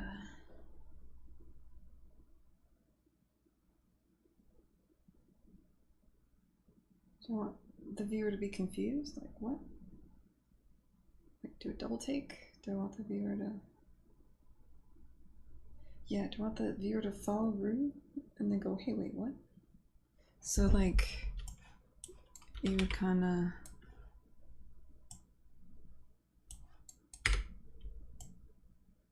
be like, hey, Rue just bounced up there.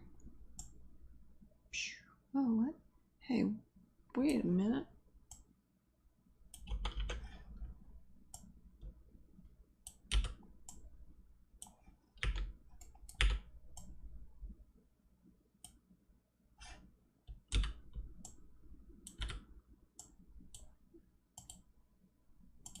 That's not how timing is. Let's try that again. Slide this around. Okay. No.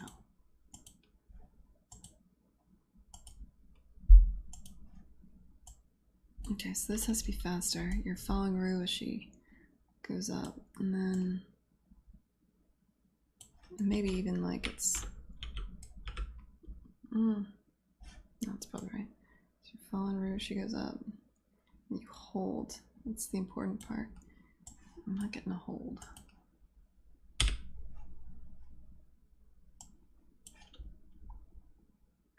Show me the curves.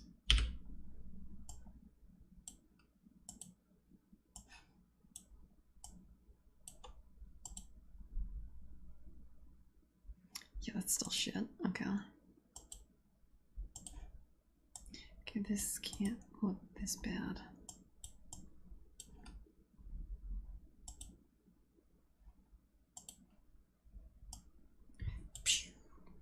Hey, what?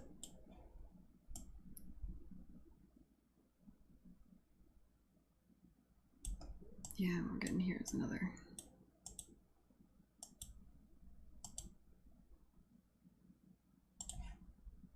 There, that's a little more. Okay, what?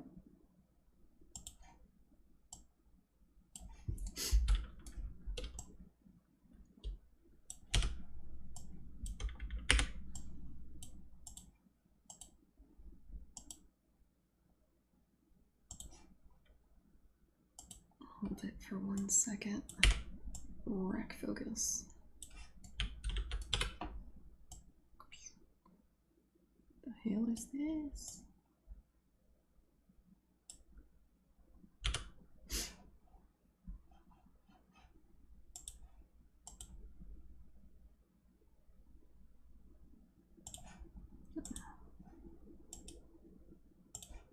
That's good. This will be.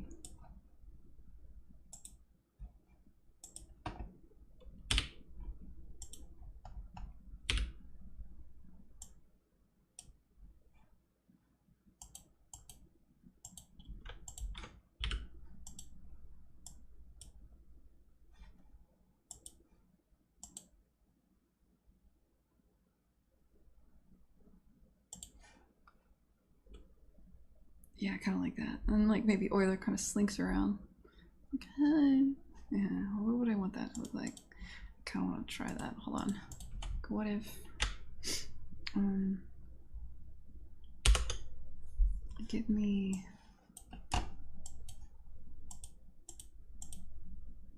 there.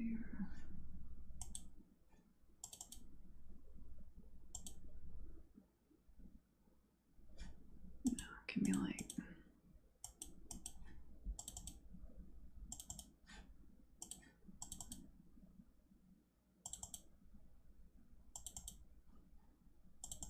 just give me your idle.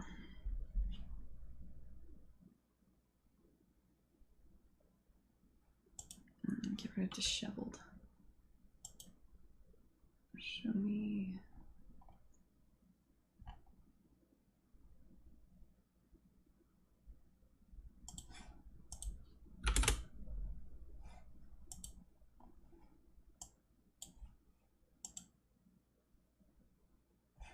Alright, so this is Euler's just whatever. So let's delete all animation from this.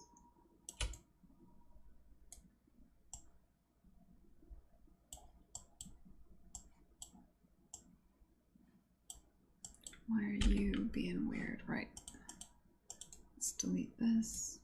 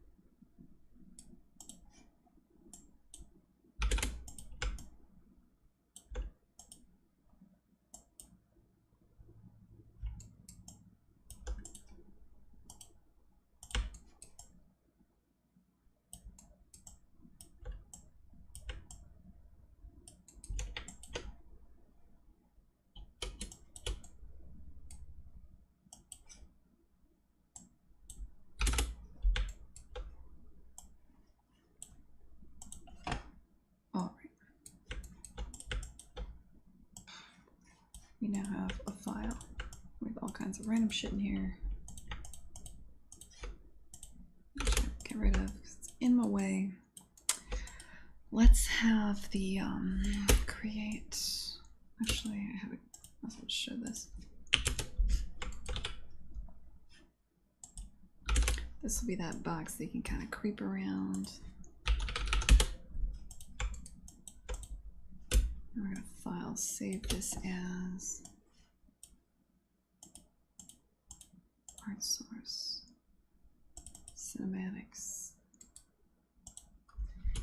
Euler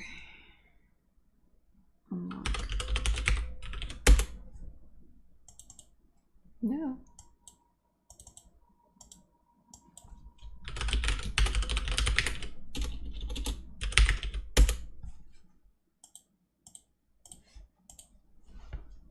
Oh shit, sorry.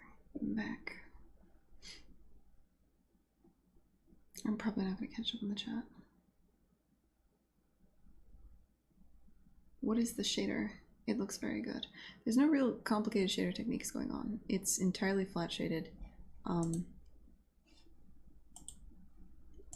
I'm doing, there is no shader trick at all. It's entirely flat shaded. But what there is a series of like, crap.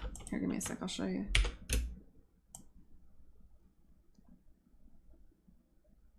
Alright, so here's Rue, right?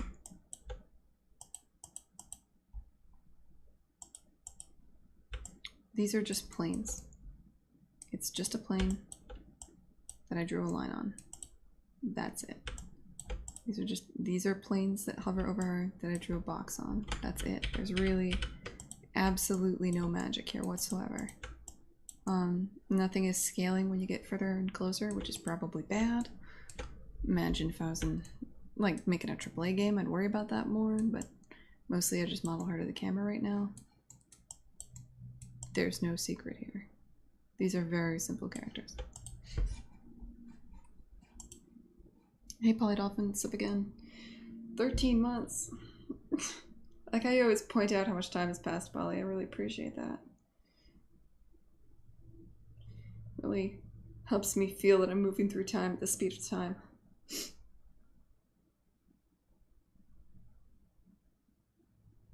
I'm sorry, stay thirsty. Sorry I let you down, man. Alright.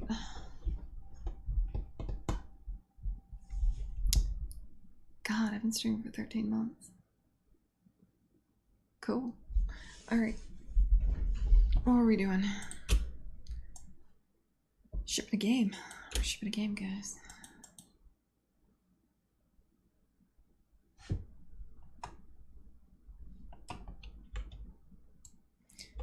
I don't know what that word means.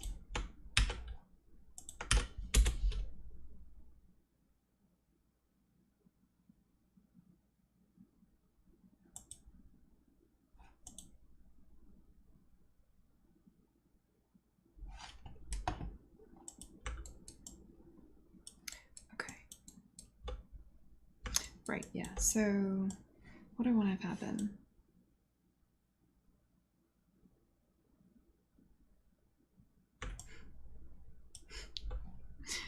Alright, this might be kind of cute.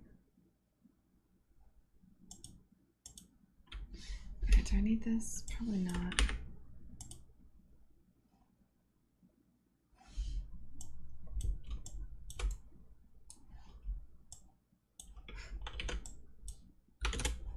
Alright, here's what we're gonna do.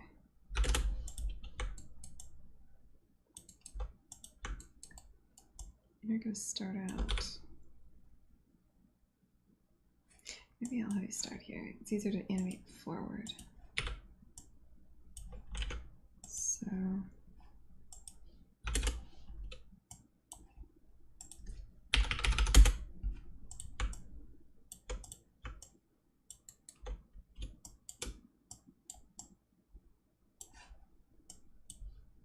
I feel like I'm permanently about to sneeze.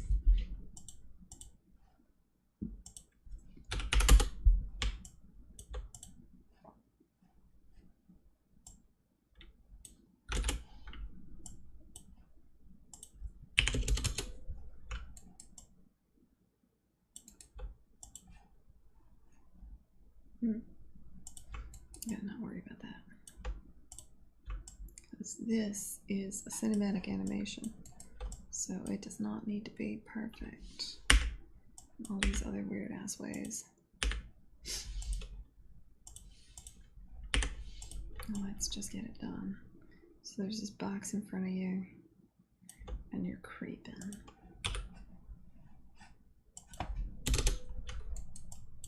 Just behind the box. Not a lot, just a little bit like hi. Just a little shy.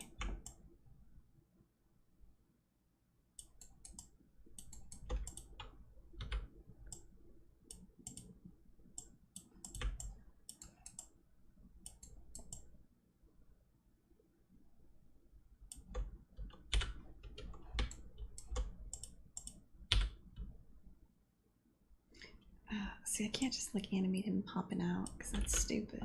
It's gotta roll like he rolls. So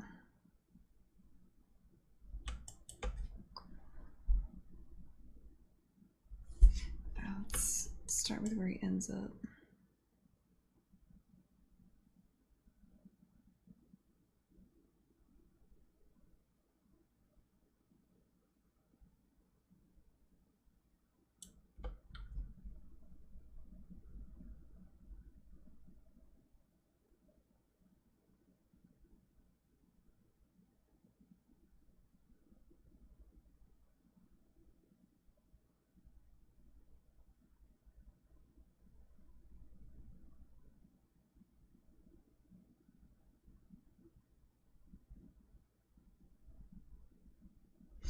Maybe I'll put something behind him and I'll push off of it, because then he could do this.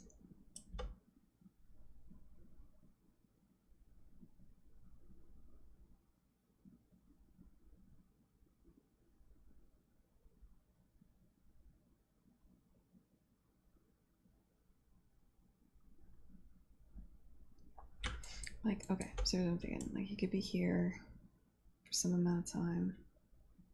Then he goes chunk.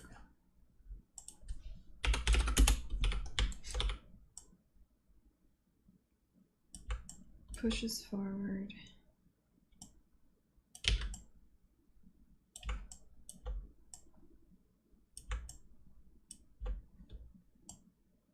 And then it's back here.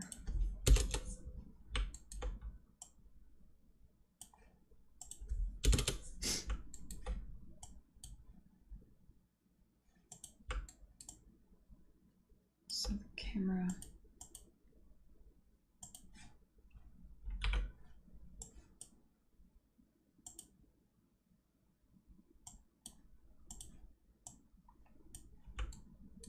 There. So he's hiding. That's potentially possible. That's canon. That is in fact how they move.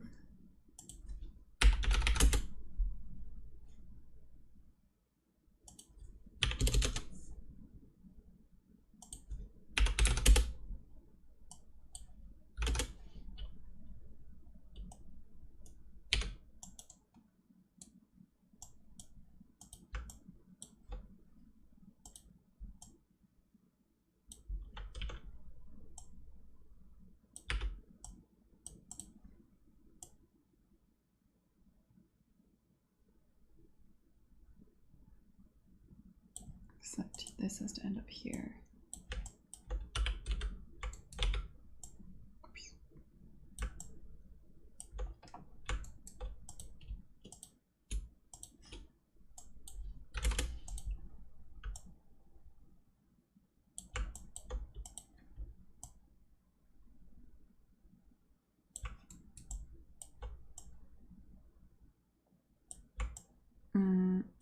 This doesn't actually make sense at all.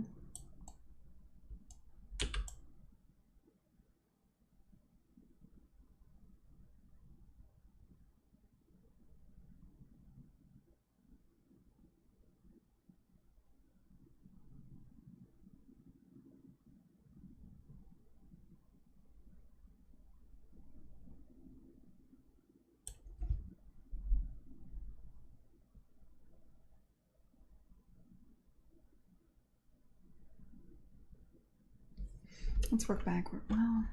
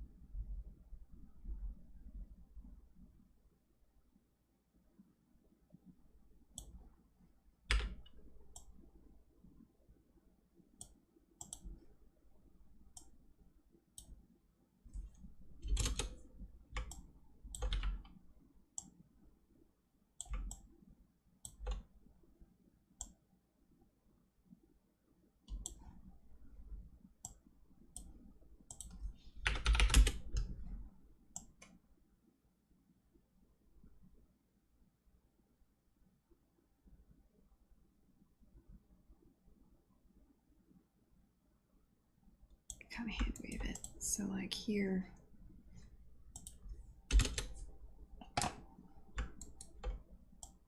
It's creeping.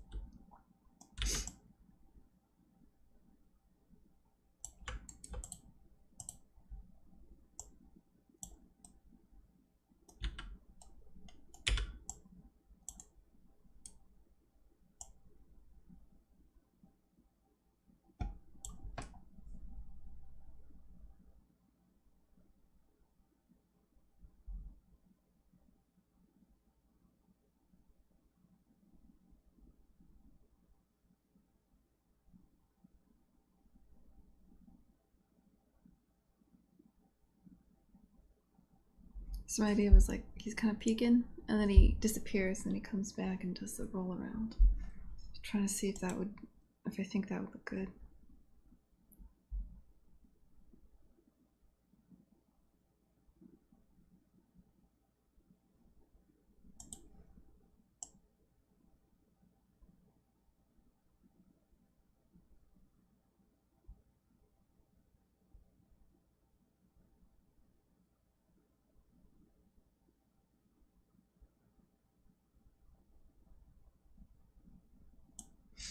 And the answer to that question is no, I don't think it would look good.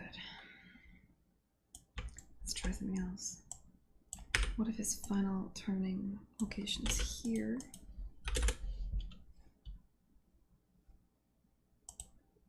And we don't worry about this.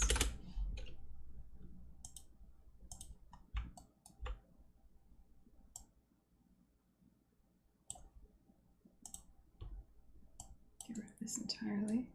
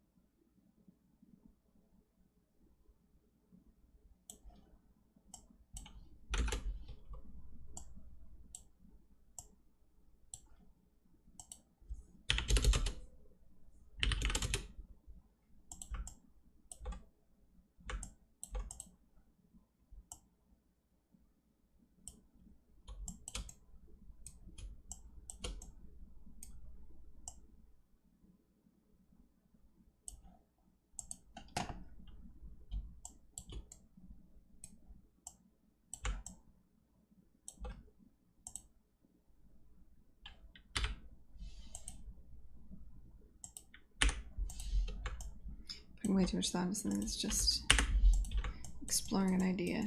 Shouldn't be noodling this hard.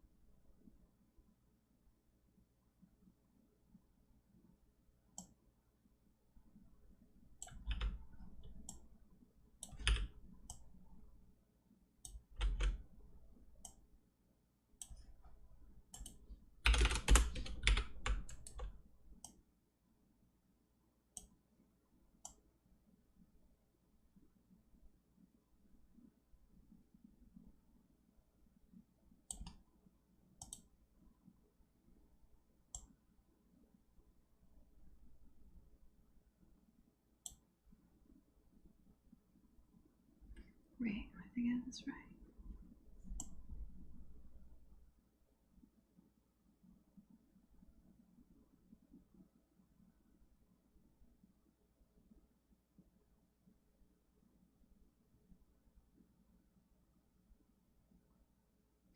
Oh, I just had a thought. I wonder, does that actually make sense? You're peeking back there. No, that doesn't make sense. That wouldn't work. What are you thinking?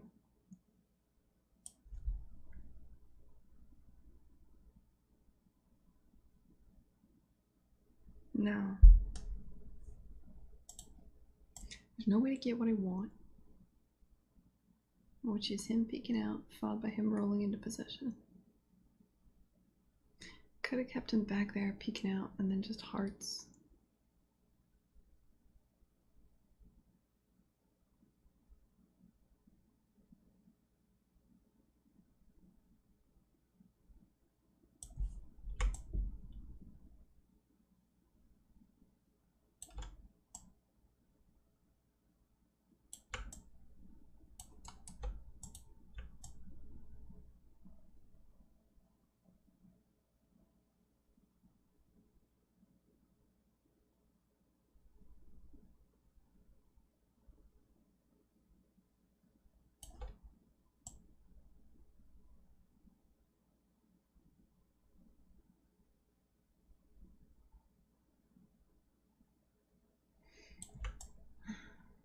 Yeah, okay, so like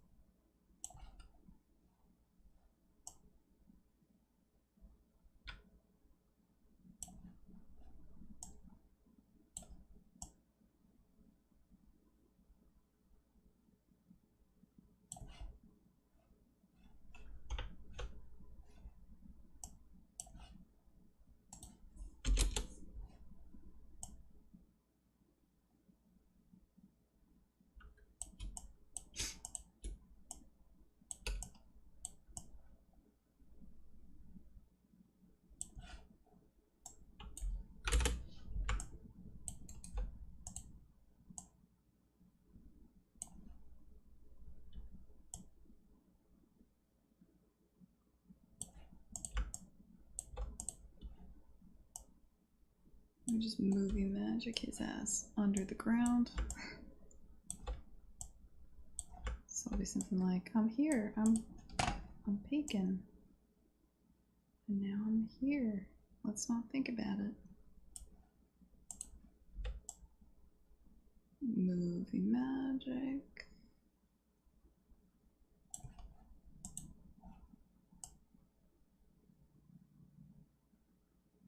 Except that looks like ass. What happened there? I lost a degree of rotation.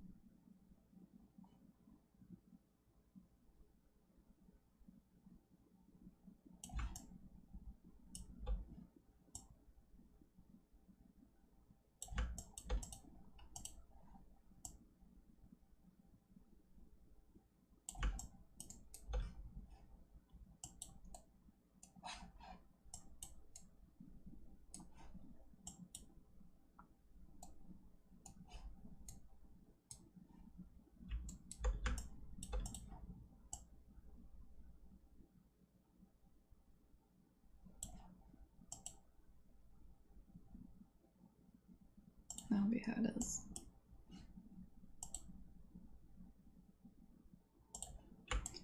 And let's stutter step this so it feels like the game. Oops.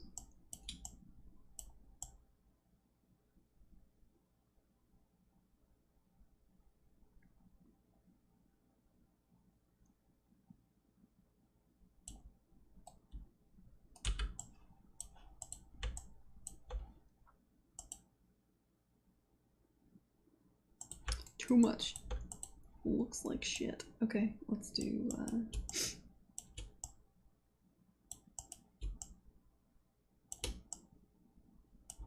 oops.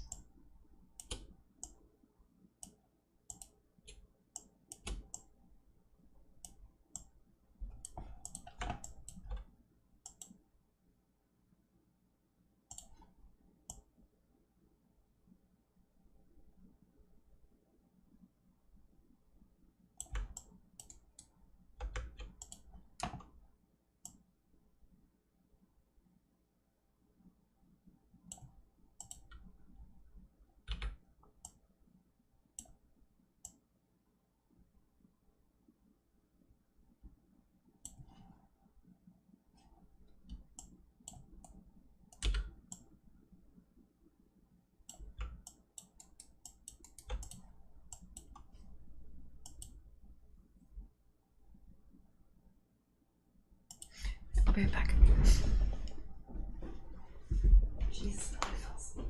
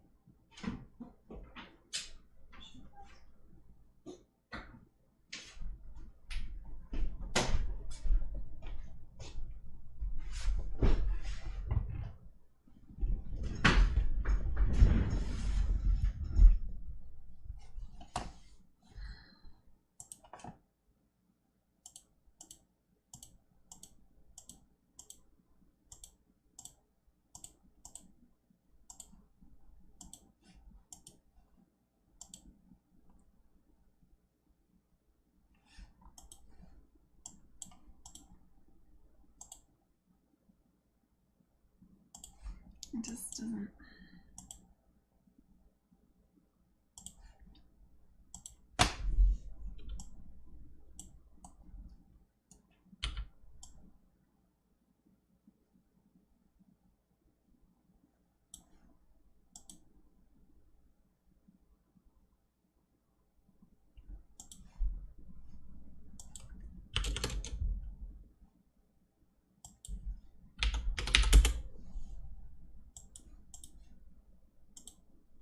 Jesus, my leg is totally falling asleep.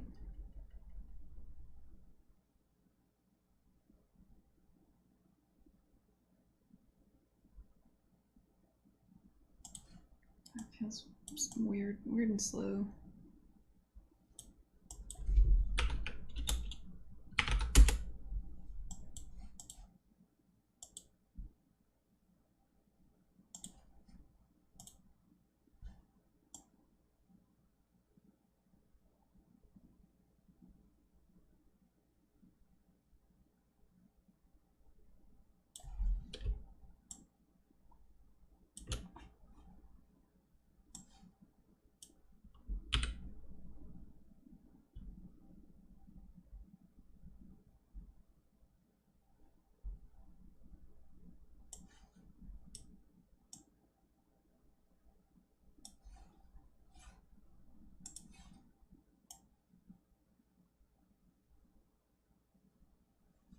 I mean, I think I like the concept.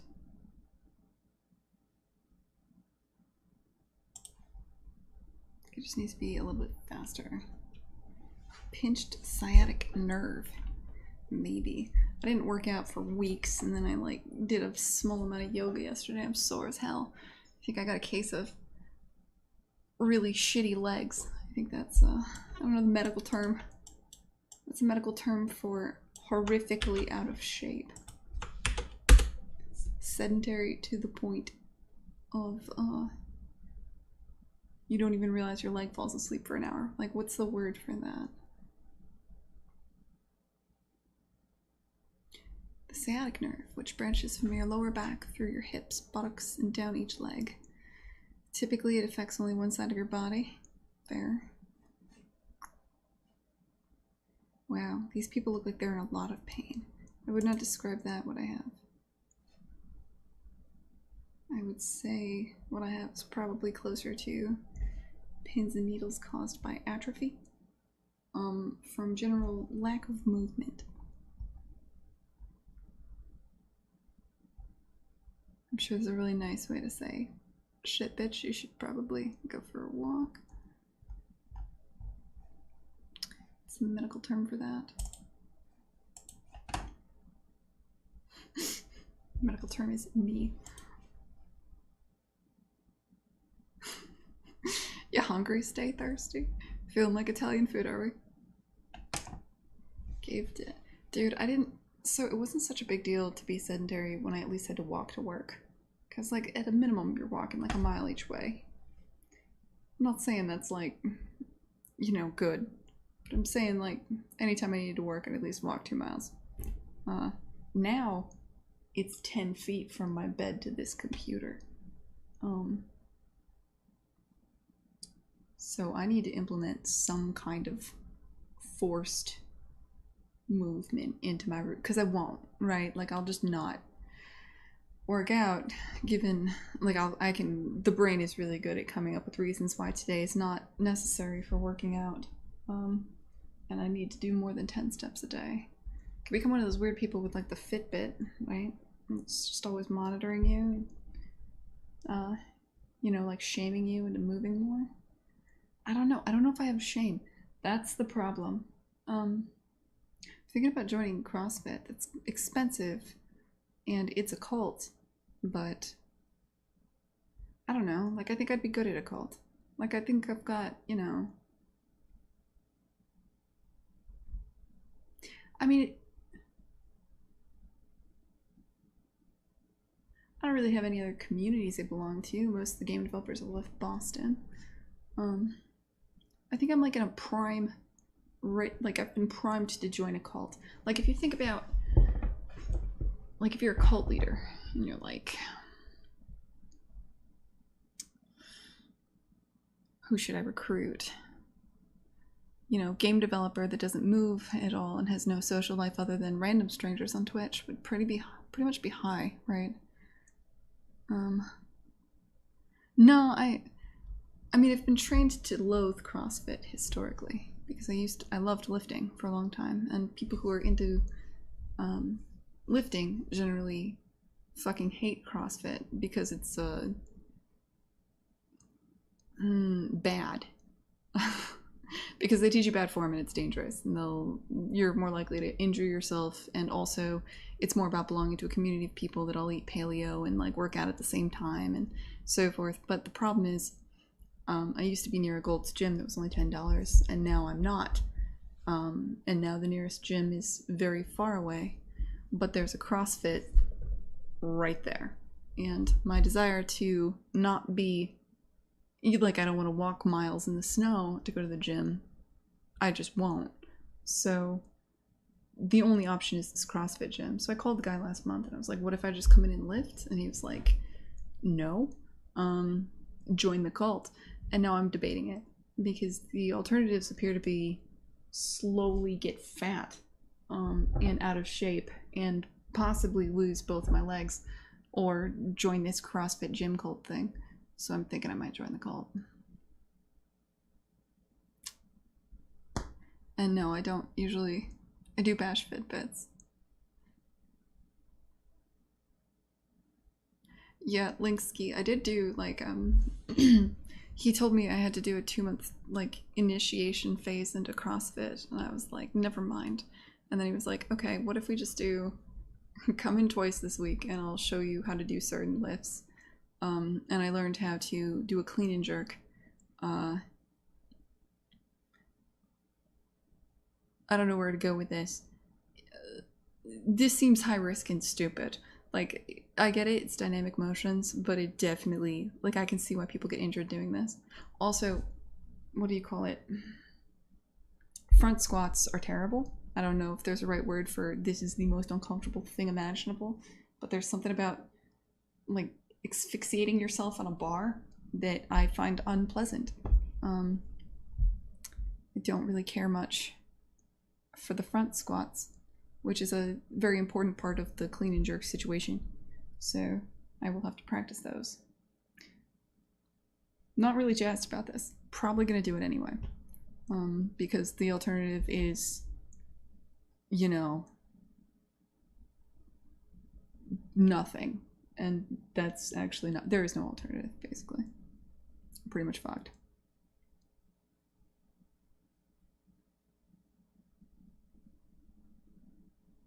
I see. So this is something I should take care of, Scott Clark.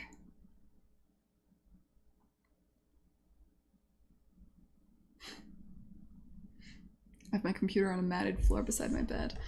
Yeah, I know that feeling. That was college. I miss those days. Man, I didn't used to feel like shit in college, you know? Like, I treated my body like shit all the time and it didn't matter.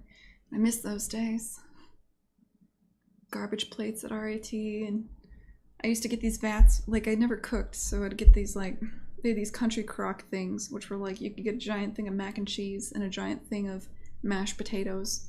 And I would just get one of each, and then I would just mix them into each other, and that was like 2 days worth of food. And I just did that all the time, and it was fine. And somehow something happened where that's not fine anymore. I miss youth. Youth was good. I wish that would come back, but it will not.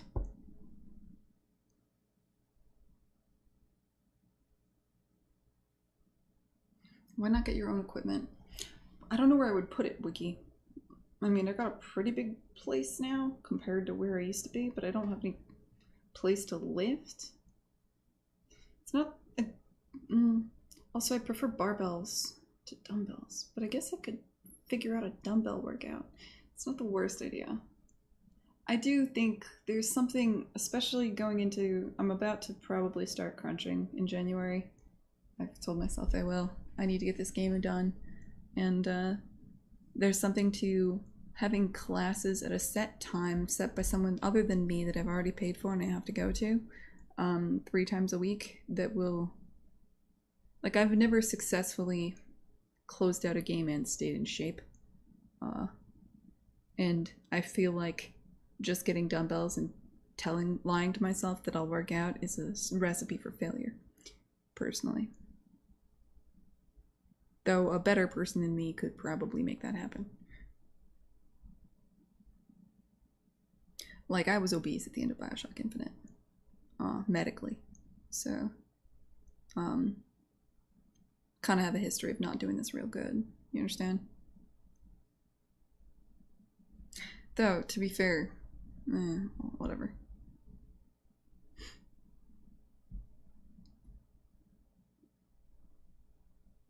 Look, I'm gonna join a cult. That's how it's going down Stay Thursday. I've decided it. I mean, is it really so bad? It's a good cult. It's a cult about being really healthy and, you know, throwing weights around real fast. And, I guess eating as our ancestors once did in the long ago. I should probably give up. They're gonna make me give up chocolate for a while. That'll be fine. I'm gonna make it a couple months. If I had to. Probably. Or I'll cheat on the diet. That works too. One of these things will happen. But it's better than nothing. Can I join that cult? Oh, I love going for long walks, Linksky. And if it wasn't, you know, Boston, I mean, it's all well and good to be like, I'm going to go for long walks until you've got a lot of work to do and you can easily justify not going for a long walk, especially because it's, you know, below freezing outside and there's 4 feet of snow. Like, the being in Boston part makes that a lot harder, I think. If I lived in California, I think it'd be a lot easier. Also in California, I bike to work. Again, most of the time when I've been able to accidentally stay in shape, it's because the act of going to work involved biking or walking quite a while. Working from home really eliminates the only thing that has ever kept me in shape. I'm gonna take up cave painting. You only like cults where you're on the top? How many of those has there been, Isbrick? Has there been multiple? Can you run multiple cults at the same time? Because I have to admit, I immediately thought, obviously you've killed the others, but I mean, who's to say cults are necessarily evil?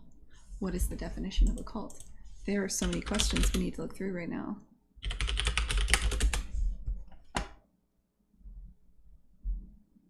Okay, so if all a cult is a group of people worshipping a particular figure or object,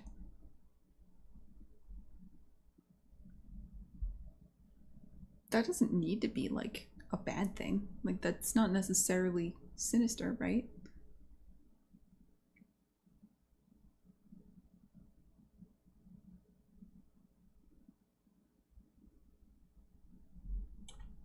I mean, is all tribalism necessarily bad? I don't know. That's homework. Think on it. Report back. Next stream, I hope you all have answers. Probably.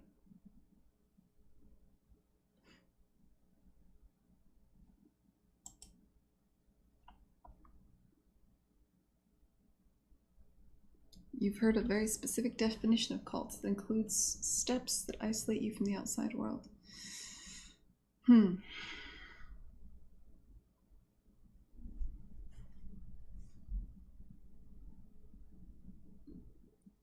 So is being isolated from the outside world necessarily a negative? I mean, I'm gonna argue yes, but I bet Isbrick would be like, being as he is Aspie, which is apparently not a bad thing, even though it sounds like a terrible slur, and I know that because I googled it. Sounds like wow. Yeah.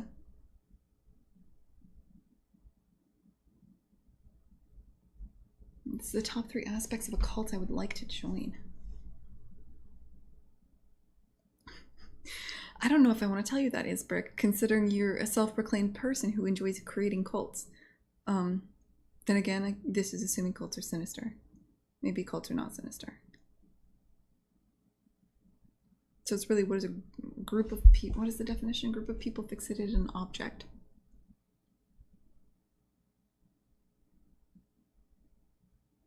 I suppose a cult of personality, where the personality is a good thing, like funny, and generally makes the world a better place.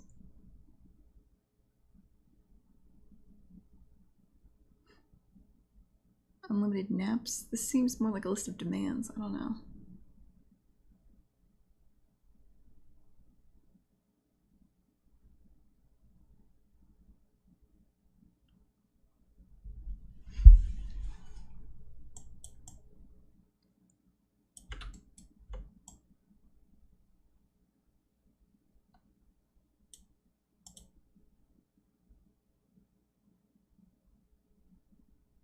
Alright, so this is what we've stubbed. Let's delete this stuff.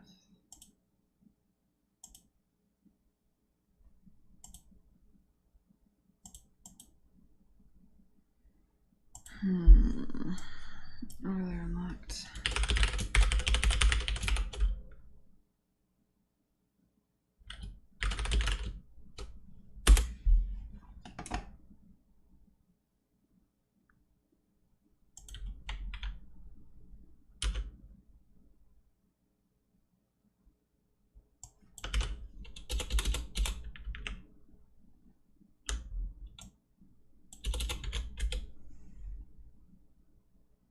This is taking too long.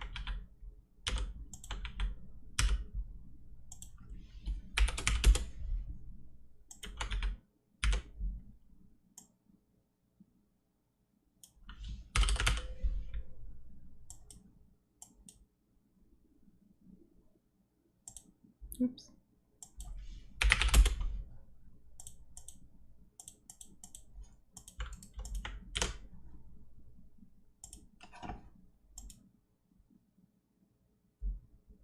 Yes, it is. The molasses flood is local to Boston. It was a terrible industrial accident that occurred several years ago. Well, I don't know exactly how many years ago, like maybe 100 years ago, where a giant vat of molasses tipped over in downtown Boston. Several people died to the molten, sugary substance. And yeah, I personally live in Somerville, just outside of Cambridge.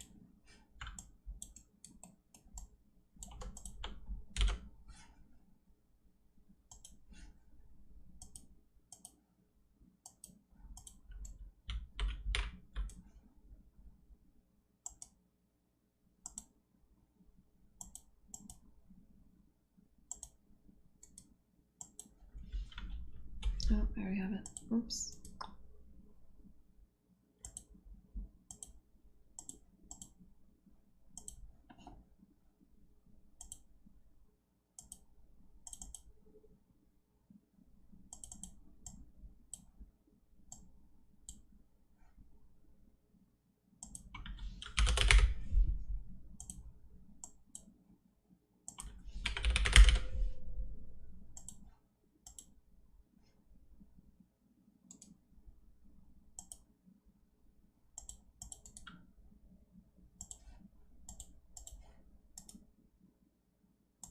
"11 died, 50 injured." Thank you, 9 babe. Sorry, it's reflecting on your name.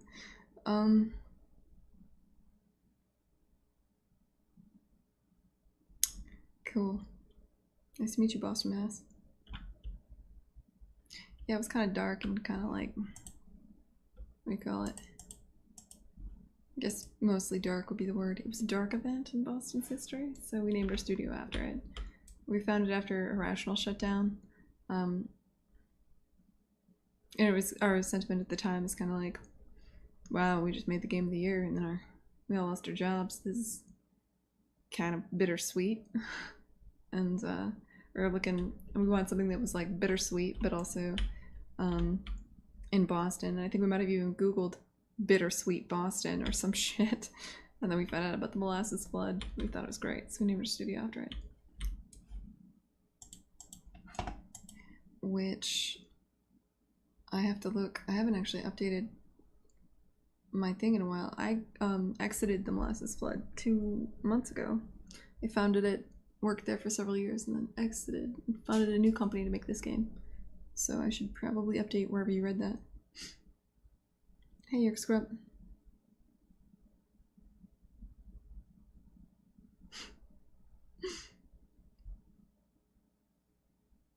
Yes, Happy New Year and Happy Holidays to you, Yerk Scrub. It's in the text under my name. I don't remember how to change that. I'll do that off stream. If I remember. Which means I won't. What is meant by 3D?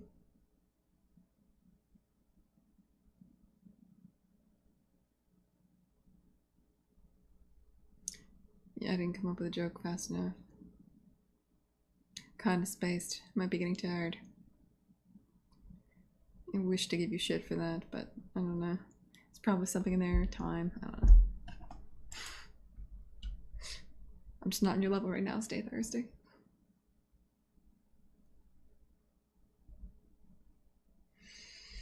I'm supposed to go out to dinner in an hour and a half. I'm more pain.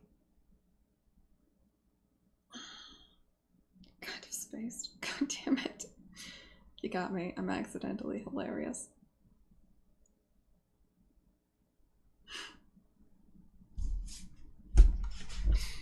God damn it. I hate me. Alright. What are we doing? Yeah, okay. So, setting up a scene. What do I want this scene to be? Oh god, what map should it live in? I want it to load in and out.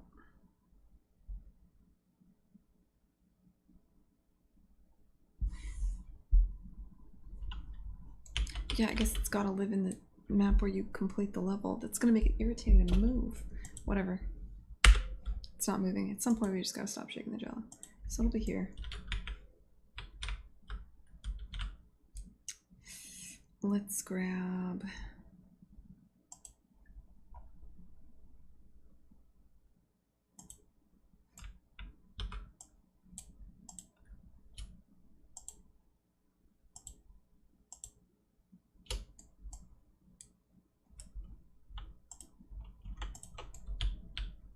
all of this.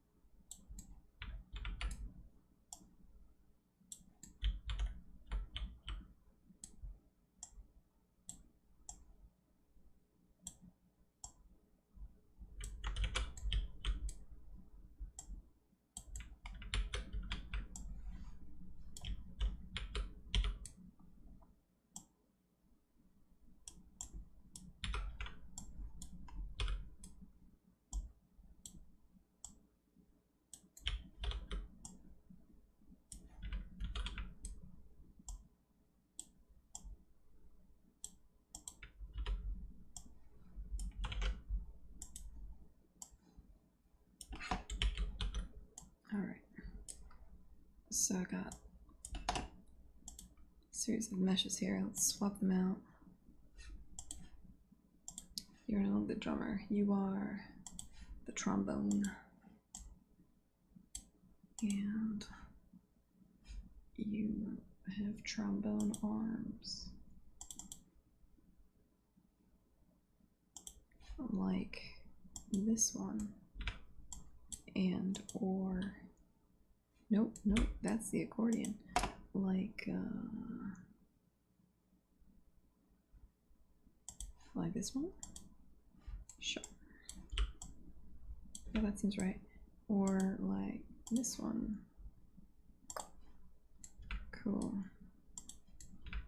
And your legs.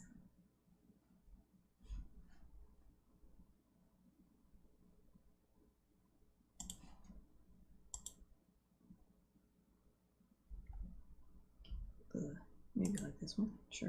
Yeah. No. Maybe. Euler. Okay. Feel like I could just.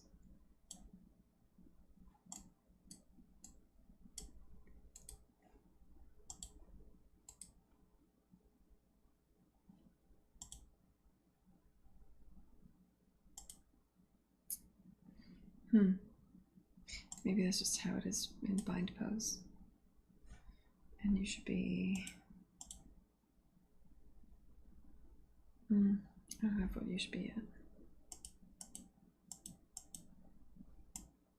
There we go.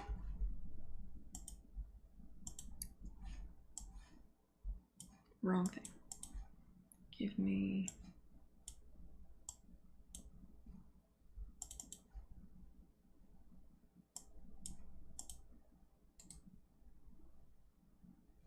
Let's rename these things. So you will be called Euler Unlocked Euler.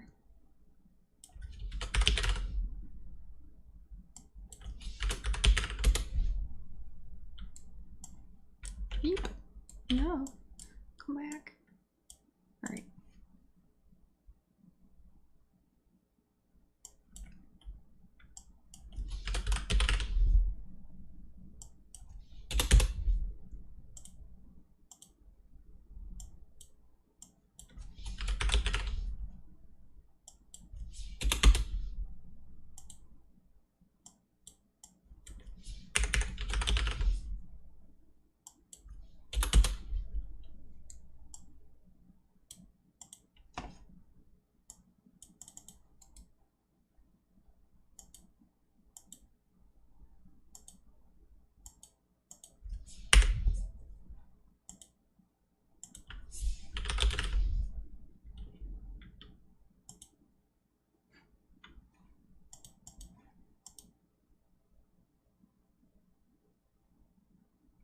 Do I have a public website? Yes, and I should probably update it.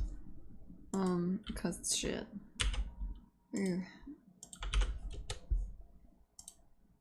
Can I post a link? Yeah, sure, post it.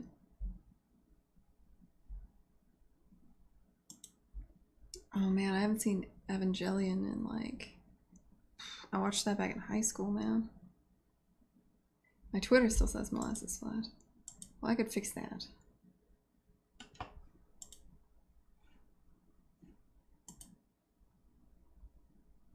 God, I have to go to Twitter. Is it worth it if you have to go to Twitter? Well, I mean, I did co-found Molasses Flood. This is accurate. I'll keep it. I mean, it's not like I left years ago. That's how most people know me still. That's a lie. Most people still know me from Bioshock Infinite. It doesn't matter which thing you like. Like at the end of the day, Bioshock Infinite was just the bigger game, so. Still get most questions about that one. I'm a lot prouder about the Flame of the Flood.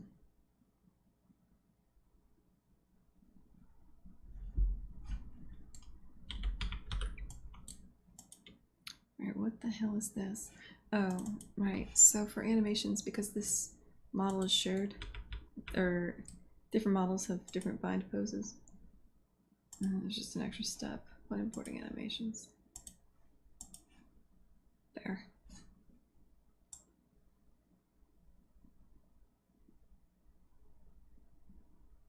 Okay. Now let's add you. Yes, maybe? Maybe? Oh. Euler?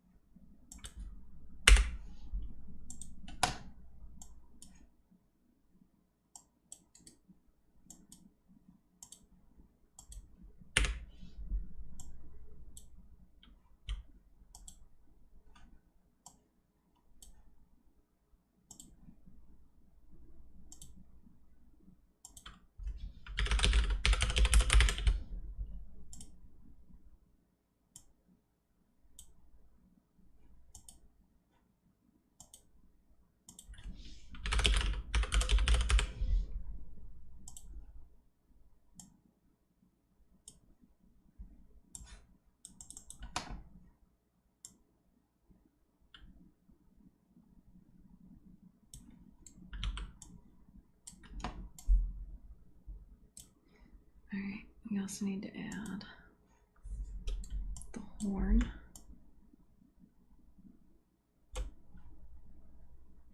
Call this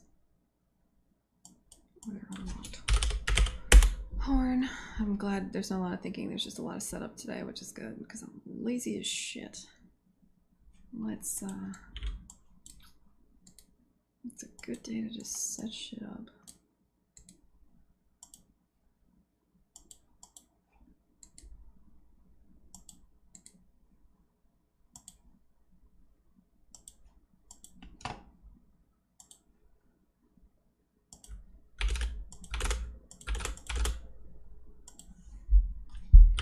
Horn.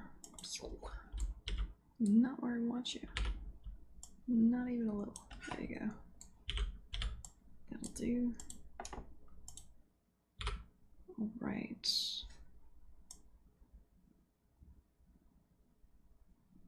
Good. Now,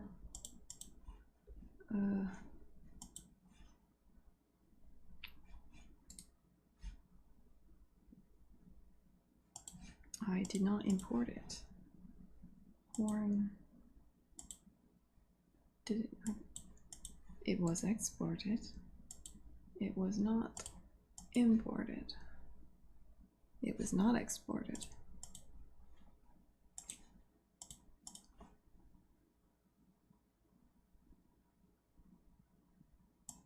What did I do wrong?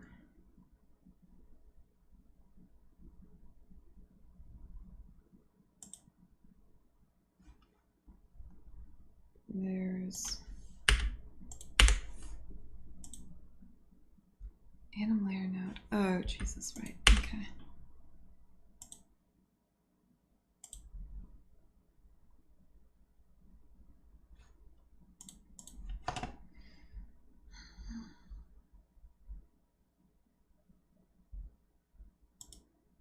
Yeah, it's blueprint only. That's a feature, because I don't know how to program. So I've decided to lean into this and say it's like an intentional and important thing. Probably says a lot of important things about the industry. Like, fuck if I know, but probably. Sure, I'll spin it into an article of some sort at some point. I mean, it's pretty cool.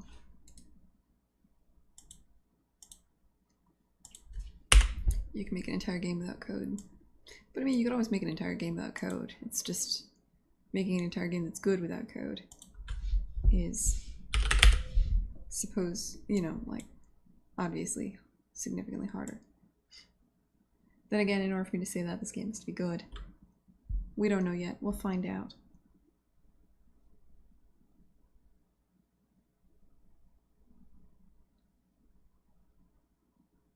So his arm has to be extended because he's in an impossible state here, but, you know, other than that... man, I hate this.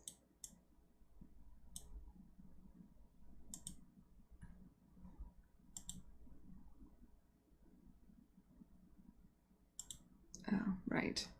So this isn't showing up in the camera. Let's...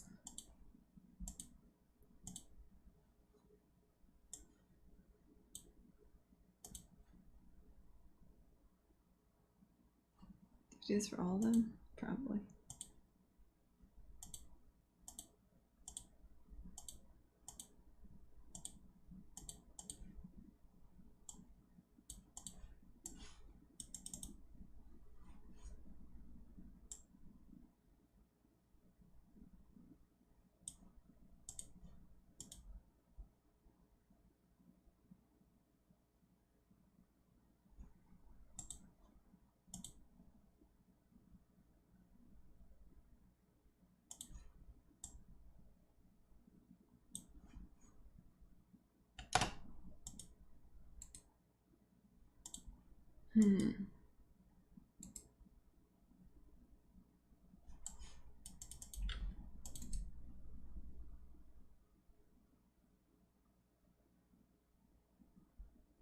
Where are you not constant?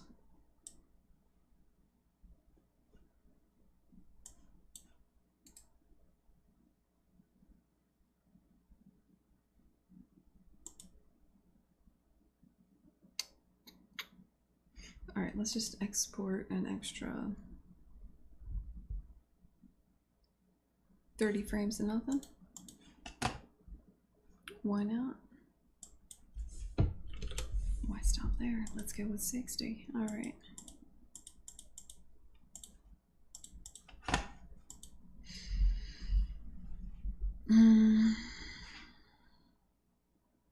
Waiting on Unity's visual coding. I suspect Unity will move in a different direction, if for no other reason than it would be stupid to just kind of do what somebody else is doing, because the likelihood of catching up is low. And generally, you kind of want to walk your own path. I don't know. The engine space is interesting. There's Playmaker, but it's 45 bucks. 9babe, 45 bucks is pretty fucking cheap. I don't know exactly what Playmaker does, but that's pretty cheap.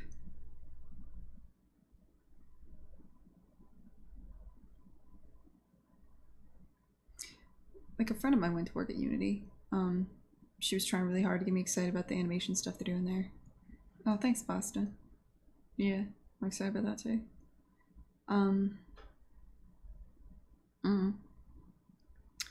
I would not want to be them right now.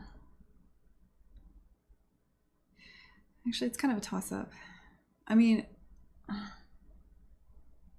I love Epic. I love what they're doing. They're definitely pushing into enterprise software. They definitely have a lot of really lofty goals. I've always felt like there was a space in the market for smaller game engines, things that are closer to RPG Maker and so forth, that are more focused. Unity is not going to move in that direction.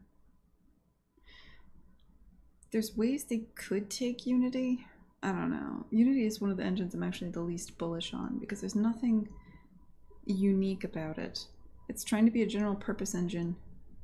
It wants to be a big deal in the way that Unreal is, but it's just behind Unreal. It just took longer to get there. Also, it's just philosophically the idea of any engine where you don't have access to the source code is weird. I'm kind of biased against Unity, mostly because I've used Unreal for so long. So maybe that's part of why, but I can see the appeal for an engine like RPG Maker, which makes things a lot easier for creative people. That's easier to jump into. I could see a world where there's a lot of smaller engines, things like I didn't know PuzzleScript existed, but something like that, but maybe better or with a better store would have been interesting. Engines that are extremely focused. That was one space I thought would be interesting, but it doesn't look like the world's moving that way. It did look like Dreams is kind of moving that way. Like, there's a lot of space in between making a game and making a mod, and in general people like to create things, especially now. So what is the difference between a game where you make something and being a game developer? Like, if you build puzzles for other people to play but within a system, like what Dreams has, are you a game developer? Or are you a really extreme modder? Like, I think what's interesting is Medium Molecule is really exploring that space, which is the space I thought game engines would move. It's weird that I thought game engines would move in that direction, but instead games are moving towards game engines, I guess. It's an interesting time.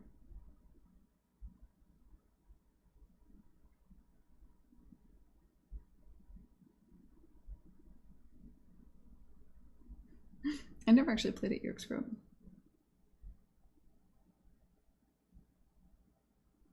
You want to write things yourself, say Thursday?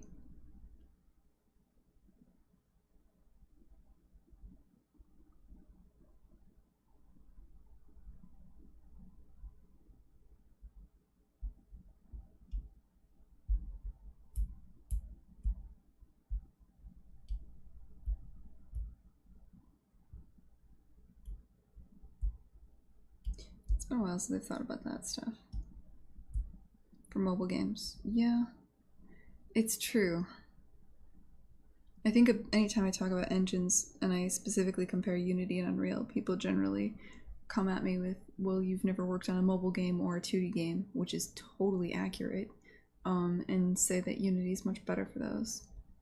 And in general, my predisposition towards Unreal is probably coming from somebody who's mostly worked in AAA and 3D games, which is true.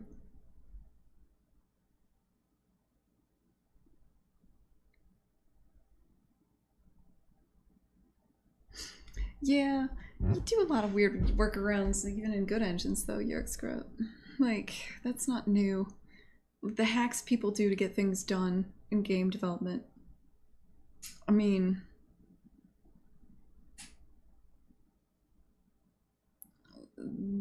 we do some bullshit, man. I was making a game in Unity and I encountered a bug in the engine I could do nothing about that required me to refactor my code in an arbitrary way. I mean, that sounds shitty.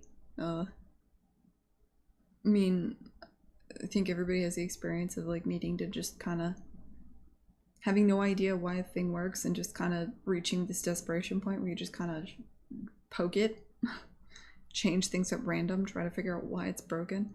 I think that you're never going to escape that. There's going to be some amount of frustration no matter what, especially if you're working with, like, no matter what, you're working with something. If it's not an engine, it's like you're struggling because there's some bullshit on the new console and it's a black box in some way, or it's just too much to go through all the code or whatever, and so you're like just desperately attacking the problem in any way you can. If you want mediocrity and laggy mobile games, I think pretty much every mobile game uses Unity for the most part. I don't think many people use Unreal. I don't think there is much else that people use in terms of like largely used, you know, like game engines. Some people do roll their own text still, especially in 2D, especially in mobile. I'm not really qualified to say if that's good or bad because I don't work in mobile. I think the issue of lagginess is going to be, as the game landscape changes, there's always new things that are more important. And things that used to be important become important again a lot.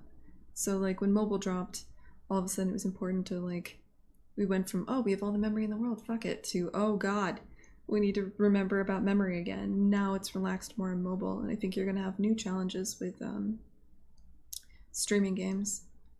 In particular, just the new problems are going to be things I don't even understand, that maybe nobody understands yet, mostly dealing with latency over the internet.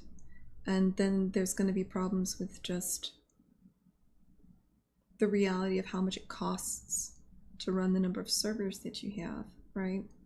Like,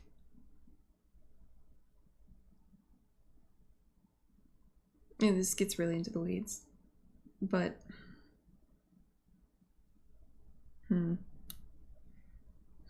you need to have enough servers to support peak hours of game development. Like, I see a world where nobody has a computer. You go to work and you do your work at work, and that actually lives on a cloud in Amazon Web Services, right? And then you go home and you play video games, and those games actually live in Amazon Web Services in the cloud or whatever. I can see a world where this is possible, and this is good in a way because the peak hours for when people are working and the peak hours for when people are playing games are different. And you'll always see like a drop in the peak hours when people go to sleep. I think I don't know. I just suspect there's going to be a lot of problems around the hardware. There's probably a lot of problems I can't possibly understand because I'm not a part of it as far as streaming goes. And I suspect the newest engines will be the ones, like the new Unity. Unity got real big because of mobile, right? So the next engine that gets real big will probably be something that works really well with the streaming stuff. If you believe in streaming, which I do. I think in 3 years that'll be a big deal. And I don't know what it means to make the engine that's perfect for streaming, but I think that's probably going to be the next, as far as like big engine that's used by a lot of things, that would probably be the next thing. Unity is double the team size of Unreal. I doubt that. And they're still behind. I don't know, Fletcher, because I don't know how those numbers are counted. I suspect a lot of like, where do you draw the line between the people working on Fortnite versus the people working on the Unreal Engine? Like, the team that ported Fortnite to mobile technically may not be part of the Unreal Engine team, but they did all the heavy lifting to port the game to make sure the engine could work on mobile, right? So I don't know if I buy that Unity has twice as many people working on their engine as Unreal. I think that's... Epic employs a lot of engineers, so I just find that suspicious.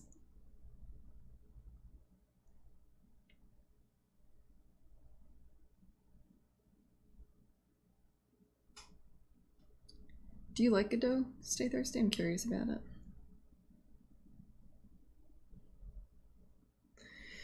I had an issue at one point where pasting text to the Unity input box would paste it twice. This turned out to be an issue. Wait, what?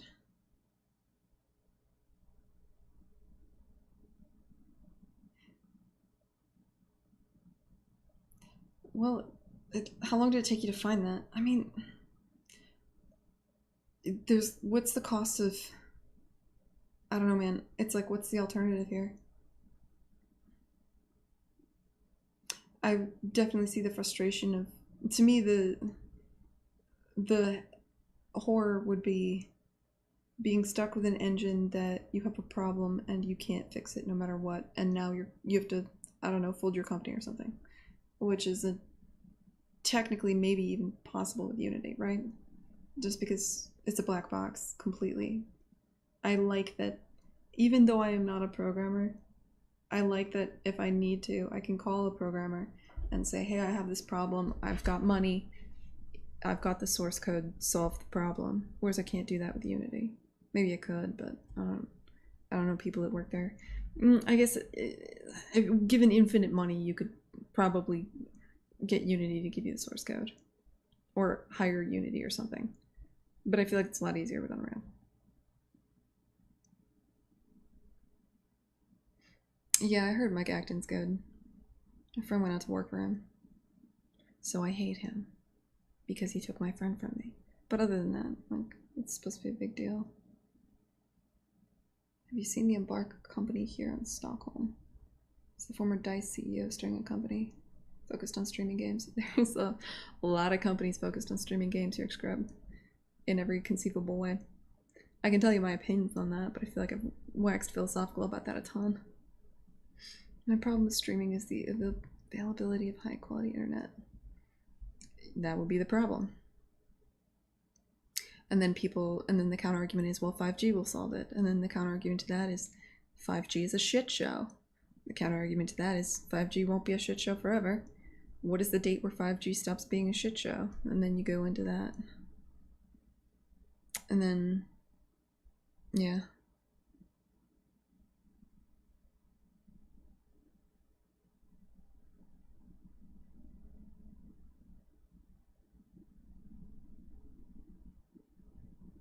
Love 2D. Alright, let me know how that pans out. Stay thirsty. I try to stay competent.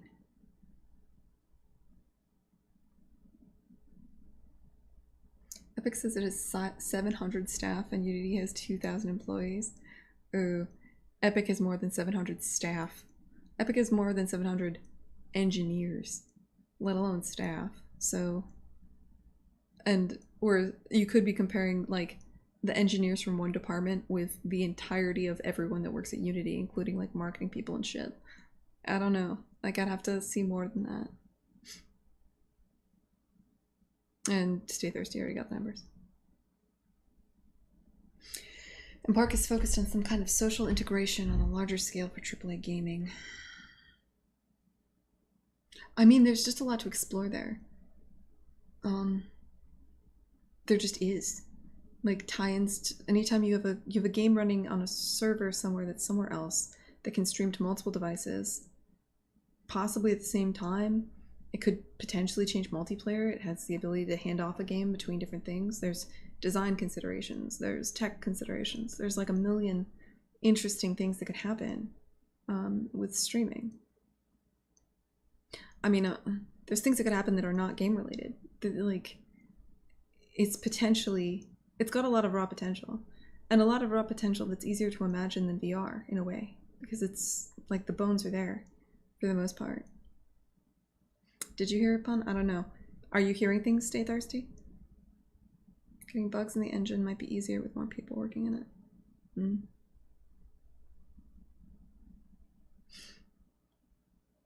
Yeah, I'd love to shit on Unity. It's fun.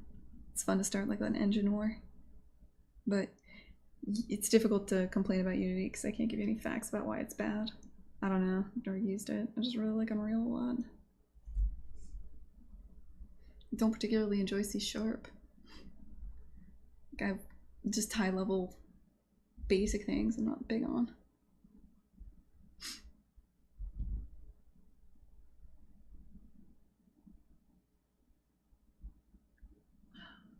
Trying to quit soda, so I didn't buy soda, but now I'm dying.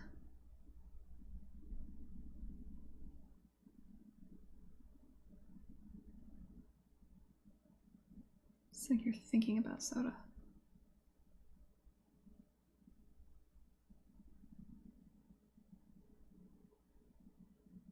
You have 700 people working at Epic.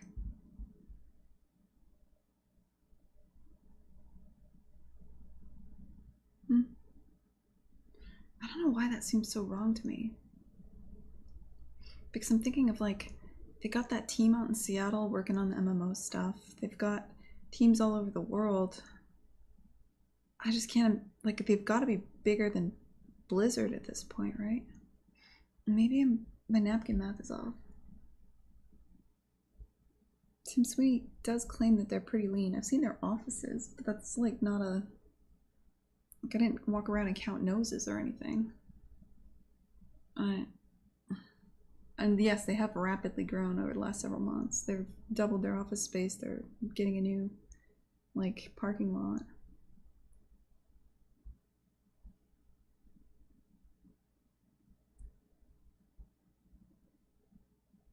$700 staff working on Fortnite. That I believe.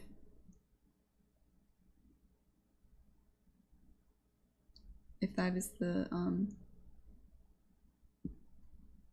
yeah, I would buy that. Because then you wouldn't be including the engine team. I think Blizzard is dead. Blizzard is still rolling deep in the cash. Stay thirsty. I wouldn't write them out. I mean, they're still the biggest thing around. Well, they're big. They're not small. They're not a fucking running. They're not IBM. IBM's not small either. I need a new metaphor. Sega. I think Sega's pretty much a shadow of what it once was. That's fair, right? Or is that just my perception?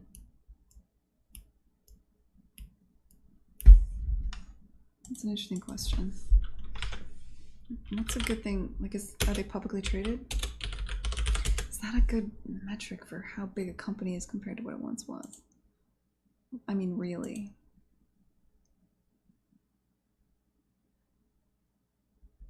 I don't know, guys. What do we think about Sega? I mean, I feel like they're dead. But that could just be the Sega Saturn left, and I never forgave them for being a bunch of quitters. Not that I gave a shit about the Saturn. I feel like they're dead. Got no proof. Got no data.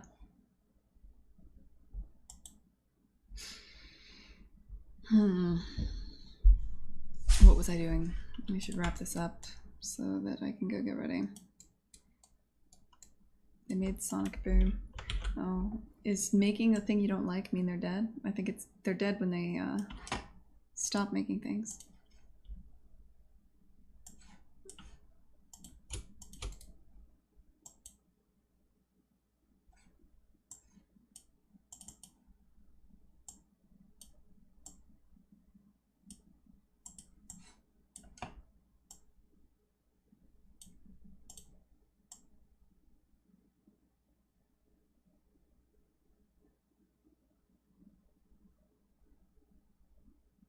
Oh, son of a bitch. Oh, yeah, okay. I get it. I wish you would just resize to the length of the animation. Make my life a lot easier.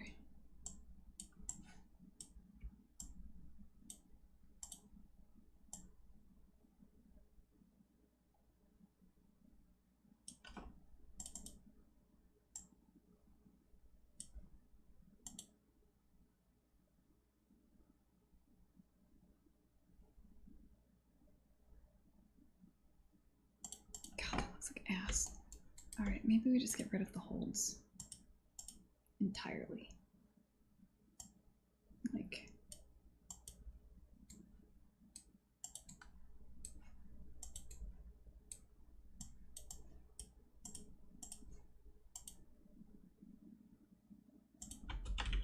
or maybe like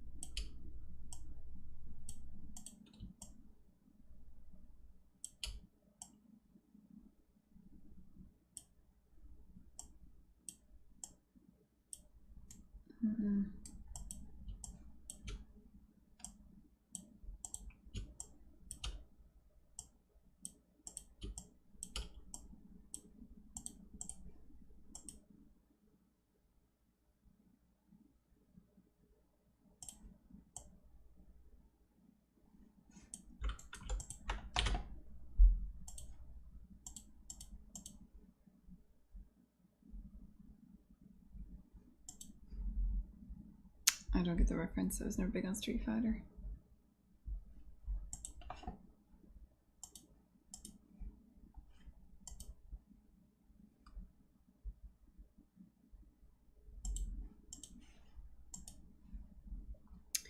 Alright, I think I'm gonna wrap up the stream, guys.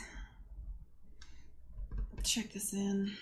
Well, no, probably leave it checked out. Get ready for dinner. Starting to get into the slow, tired. It's 6 o'clock. Supposed to leave at 7. Blood sugar's at an all-time low for the day.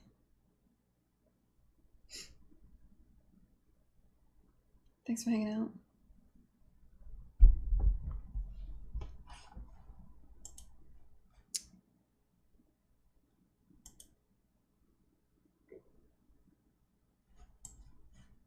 Sorry. Alright. Bye. Crap. Nah, the wrong button. Oh wait, no, don't say bye. What the hell's wrong with me? I support other streamers. Okay, hold on. Jessica Mack hosted me. Let's see who we host. William Cheer's on. Well, that makes this easy. You're gonna hang out with him. Yeah, thanks for hanging out, guys. I appreciate it. Definitely made it way less boring. Cheer. William Cheer. I probably spelled that right. Say hi to William for me. 5, 4, 3, 2, 1. Peace.